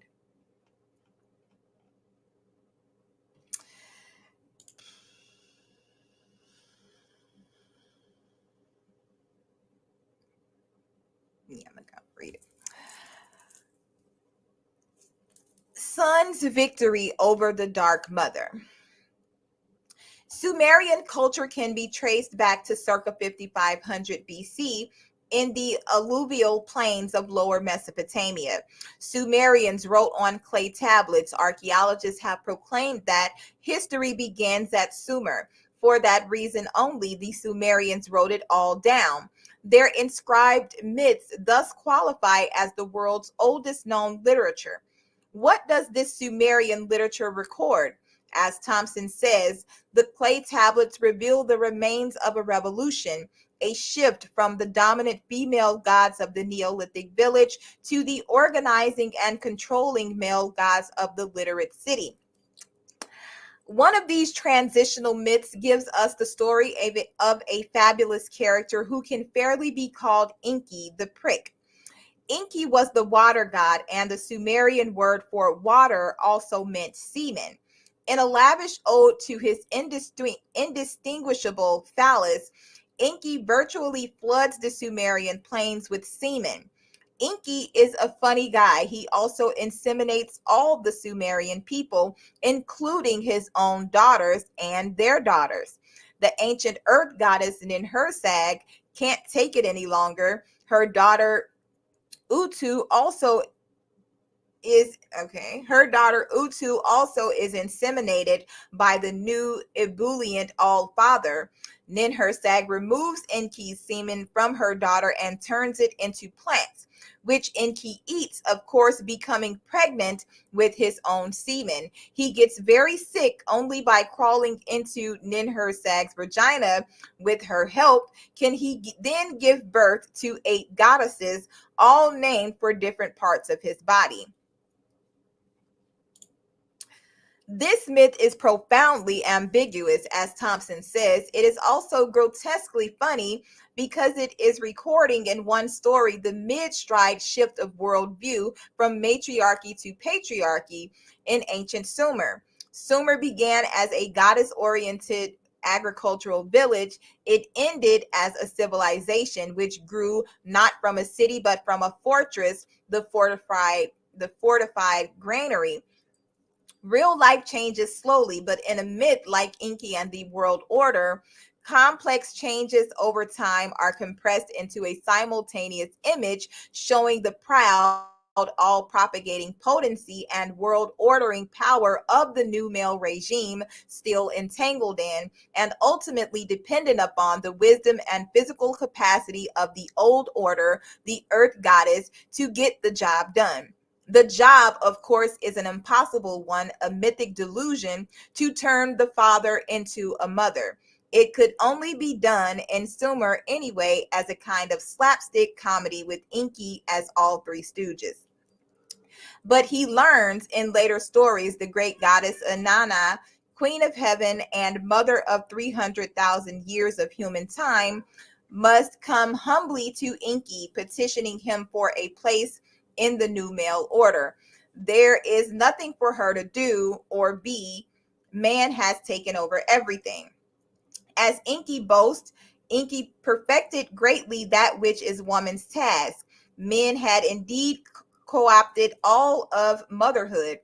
As Thompson notes, with increased militarization and urbanization through the new male world came a revealing change in the mythic character of the goddess. From an all-powerful and open great mother, she becomes a seductive and wily sex goddess. No doubt this is because men were writing the myths, but the mythic shift also reveals the change real women had to undergo. The goddess becomes eroticized in her life. The new male god is armed and arrogant, and no lover in awe of her reproductive powers or her cultural creations. To survive, she must seduce and lure and petition him. But still, the humbled Inanna in this story gets nothing from Enki but an impatient brush off. He tells her she has lots to do. She can tend sheep, observe his wars, and twist thread. In the Epic of Gilgamesh, the hero kills the sacred bull of heaven, Inanna's bull. The bull symbolized Earth's fertility, the moon, so many things. The horn surmounting the breast on the walls of Catalhoyuk, the crescent horn in the uplifted hands of the Venus of Lasau. What does Gilgamesh do with the horns of the sacred bull of heaven? He hangs them up in his room like a hunting trophy, a decoration for his male clubhouse. In this act, the old conservative religion of women is being mocked in a celebration of male ambition. The Gilgamesh epic dates from 1600 to 2000 BC. Thompson calls this 4,000-year-old story the very foundation of Western literature. For what we are witnessing here is to set the pattern for all Hebrew and Greek literature to come. This new individuating, mocking, arrogantly alienated ego of Gilgamesh, established in defiance of the old religion of the goddess and the earth, becomes in Western religious and secular history the ego of man, mocker of the past, builder of tomorrow, etc. This effort to displace the female seems to be the archetypal foundation for civilization, for mankind has been at it ever since. Whether he is challenging Mother Nature and flying away from her in rockets, or in changing her on Earth through genetic engineering, man has not given up the attempt to take away the mystery of life from the Great Mother and the conservative feminine religion.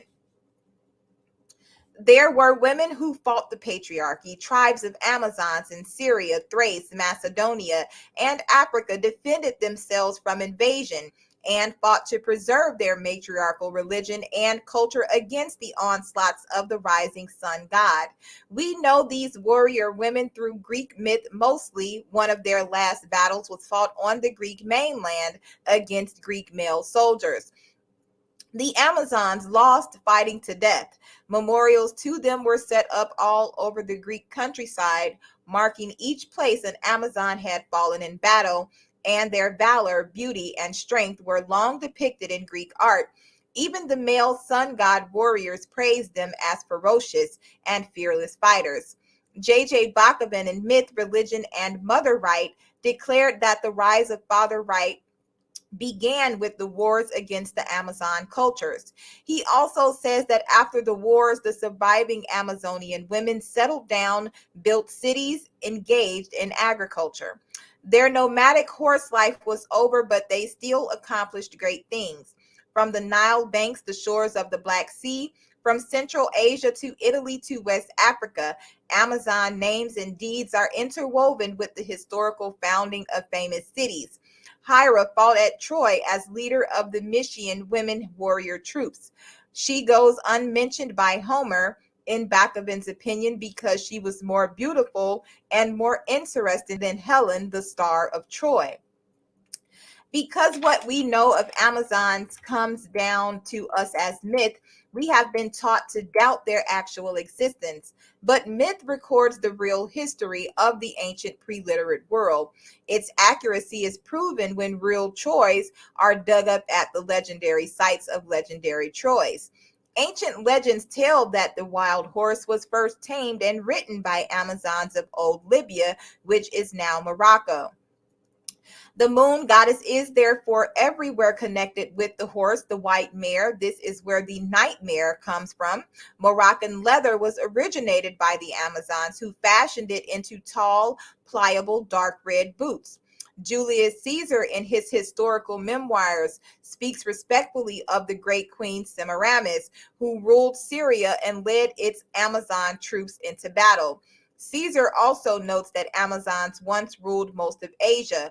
When Roman troops entered Europe, they were commonly confronted by tribes of both female and male warriors, led by great warrior queens like Boudica of the Britons and Valada of the Gauls. African Amazon warrior women were still alive and well in 19th century Dahomey, and an elite Amazon corps of 5,000 women were instrumental in winning the independence of African Malawi in 1964. It wasn't Amazon women alone who wanted to retain the ancient matriarchal cultures. There were men too with a living mother goddess consciousness who did not voluntarily give up the practice of her ways. Death, rebirth, and ecstasy through her being, experienced in joyful, fearful, and orgiastic rites, are crucial to the psychic balance and health of men as for women. All legends indicate that the reciprocally androgynous nature of female and male relationships in goddess cultures was split apart by force, the force of heavy patriarchal arms and ideology. Here is a Hebrew myth telling how God the Father separated the originally bisexual twins. Now, here goes the sexual immorality. God found the male upper waters and the female lower waters locked in a passionate embrace. Let one of you rise, he ordered, and the other fall. But they rose together, whereupon God asked, why did you rise together? We are inseparable, they answered with one voice. Leave us to our love. God now stretched out his little finger and tore them apart. The upper he lifted up high, the lower he cast down. To punish their defiance, God would have singed them with fire. The divided waters then voiced their agony of loss by blindly rushing towards each other and flooding the mountaintops. But when the lower waters lapped at the very feet of God's throne, he shouted in anger and tramped her underneath his feet. And so the war god Yahweh came to power. When the official Genesis of the Hebrew Bible was written, the ancient goddess was described in negative abstractions: chaos, darkness, the deep, Tehom, Tehom et. Tehom, the mother of all, is biblically defined as mud, the swamp, some mindless beast of matter who must be kept under paranoid patriarchal control and always subject to the Father's logos or word. Tehom, the abyss, the dark night, the lower waters, has always since crouched submissively in her deep abode like a huge beast, sending up springs to those who deserve them and nourishing the tree roots. Though thus influences human fate, none may visit her recesses. The goddess creatrix that Yahweh displaced was a goddess of the moon, and so of fertility and water. Her fertility involved more than protoplasmic multiplication. It involved the entire cosmic creation and all of life, as well as psychic rebirth, the energy of the mind, imagination. The women's cultures are portrayed in these myths as chaotic, commingling of the two sexes, of humans, animals, and vegetation in ecstatic spiritual poetic animism, which messy commingling delays and obstructs the establishment of patriarchal social order. As rain pouring down into the sea delays the appearance of dry land. Under the ancient rule of water, such disorder and chaos prevailed that wise men avoid all mention of it. Tisk. So the female and male principles must first be decently separated and put in their places, as when the Egyptian father god Shu lifts the sky goddess Nut from her embrace with the earth god Jeb. When the Babylonian sun hero Marduk sliced Tiamat in two, he was really parting her from Apsu, god of the upper waters. Tiamat, the formidable Babylonian mother goddess, was the model for the Hebrew Tehomet or Tiamat. Tiamat was mother of the deep, who was fashioned all things. She displayed herself as night, truth, and justice. Tihom Ma'at, the Egyptian goddess of truth and justice. Tiamat gave birth to the gods. Then, in later patriarchal epic, the gods rebel against her, and she is finally conquered by the sun god hero Marduk, who had been promised supremacy over the other gods if he did so. He slays her in her form of the great whale dragon or cosmic serpent, and she then surrenders her own body as building material for the universe. Note that in the original matriarchal creation myths, the Great Mother always sacrifices her body herself voluntarily to create the world from her substance. In patriarchal myth, the basic idea is maintained, but the mother body is not actively but passively surrendered. The father god world is essentially created through male conquest and an act of matricide. This is what Elizabeth Gold Davis has to say about Tiamat.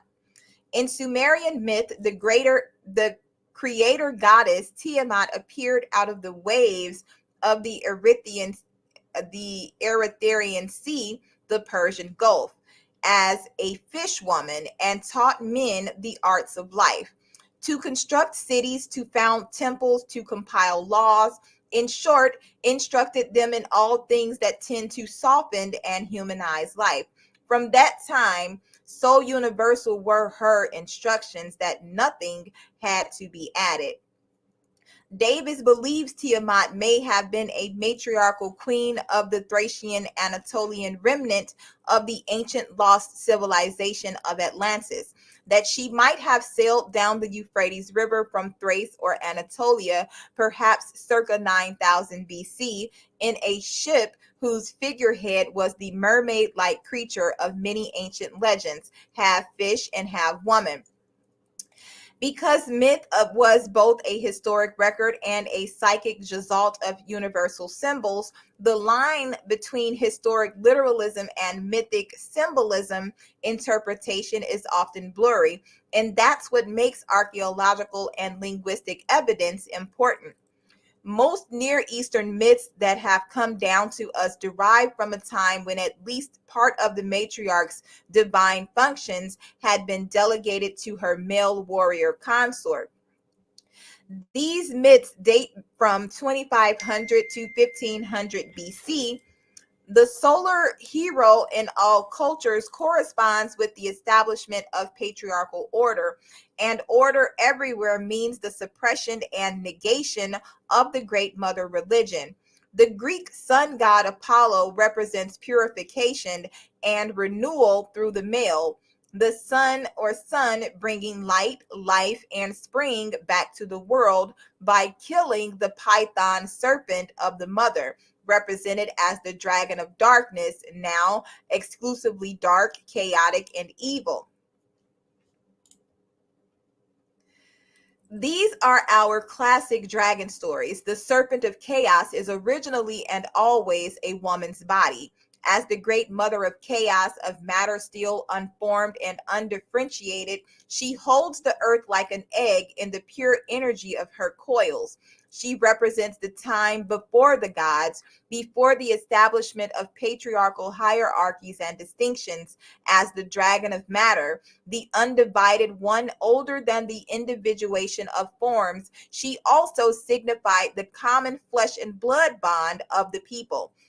This is why the snake/dragon everywhere is identified with the indigenous masters of the ground, the matrifocal peasantry who are invaded, conquered, plundered, co-opted by the dragon slayers of patriarchal history.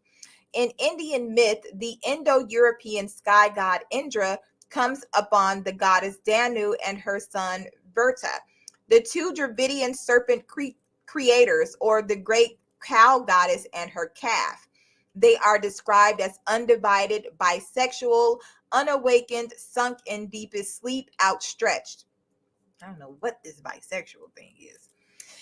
Indra hurls his phallic lightning and decapitates them. This murder generates the act of creation, since in the Indo-European view, the dark serpentine Danu and Verta had withheld the waters in the mountain hollows and so hindered the world from coming into being, the Indo-European patriarchal world, that is. Tehom, Tiamat, Apsu, Danu, Verta were obviously named for the magnetic serpentine spirit of the earth and its underground waters. The bisexual power, who was absolute mistress of all chaos before creation, his sacrifice then enables patriarchal creation, or law and order, to appear. It is the custom in India, before a single stone is laid in the foundation of a sacred building, for the local astrologer to determine the exact spot of ground which is situated above the head of the snake that supports the world. Construction rites begin with an imitation of Indra smiting the serpent Danu Verta in her or his lair. A wooden peg is driven into this spot to securely peg down the serpent's head. It is said in the Rig Veda 2:12:1, if this snake should ever shake its head violently, it would shake the world to pieces. So, with patriarchy, it is the death of the world snake that supports male world building. But patriarchy needs the serpent energy, which is the subterranean energy that powers all life. Everyone knows the serpent is not really dead, but repressed, and the paranoid patriarchal obsession with law and order is the necessary mechanism of this repression. This worldwide attack and conquest of the cosmic serpent is called in patriarchal story the victory over the waters, through which emerged stable forms and the organization of the world. That is the male political world. The Rock of Jerusalem reached deep into the subterranean waters. Tehom, it was said.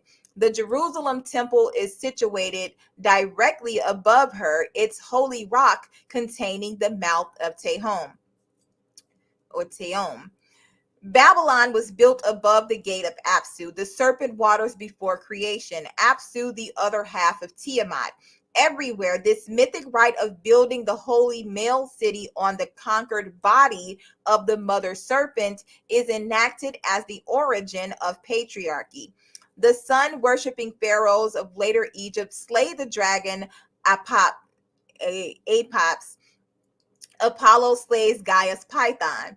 The Greek hero Perseus slays the Amazonian Medusa, who is described as three-headed, the triple goddess, with snakes writhing from her three heads.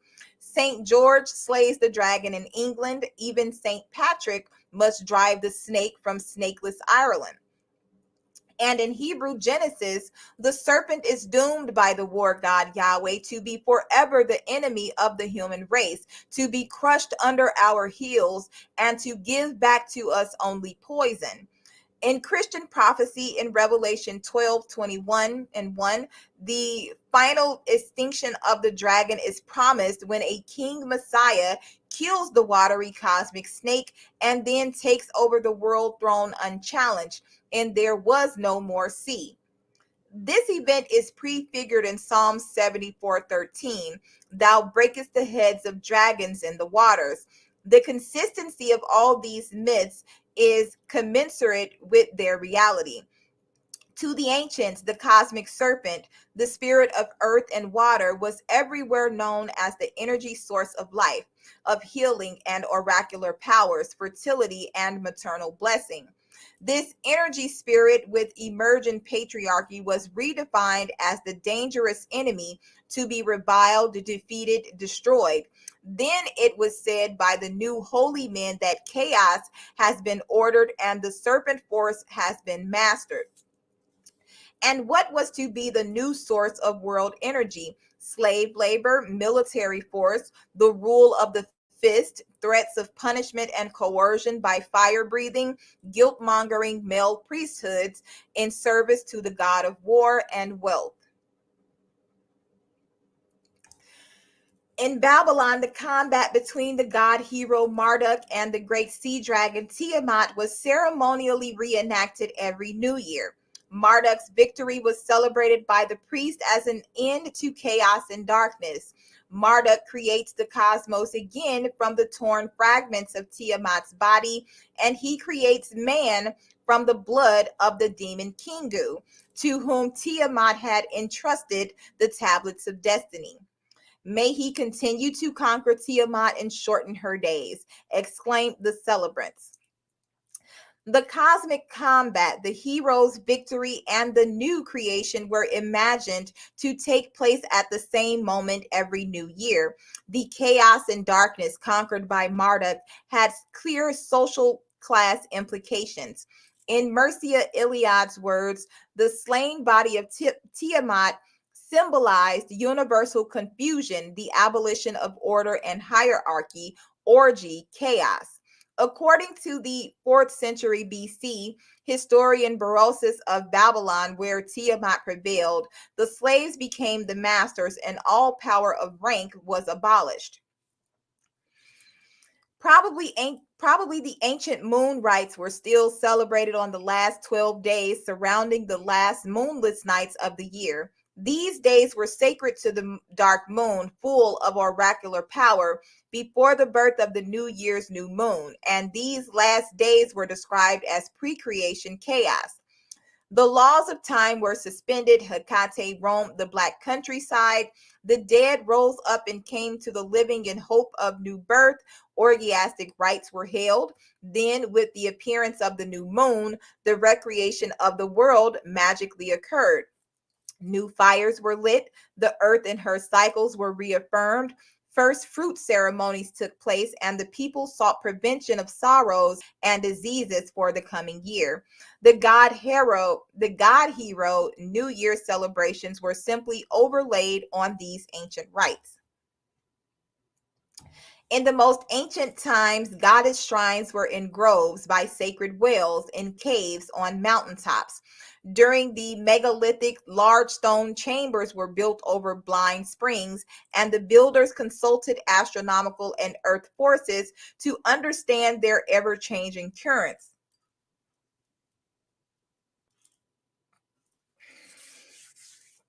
With the building of huge cities and enormous solar temples, architects were attempting to fix and permanently control the flow of the earth current. In Babylon and Egypt, Patriarchy built vast, rigid monuments to the god kings in urban centers where excess grain and other products extracted from the countryside in taxes were piled up to the greater power and glory of the ruling priesthoods. No longer sensitive to the earth's spiritual energies, these priesthoods were no longer themselves channels of real cosmic and terrestrial power. Instead, they resorted to conscious, deliberate manipulations of human fears, more and more frantic invocations, and bloody mass sacrifices to no avail. The real spirit was wandering elsewhere, but the buildings became more grandiose, imposing, and expensive.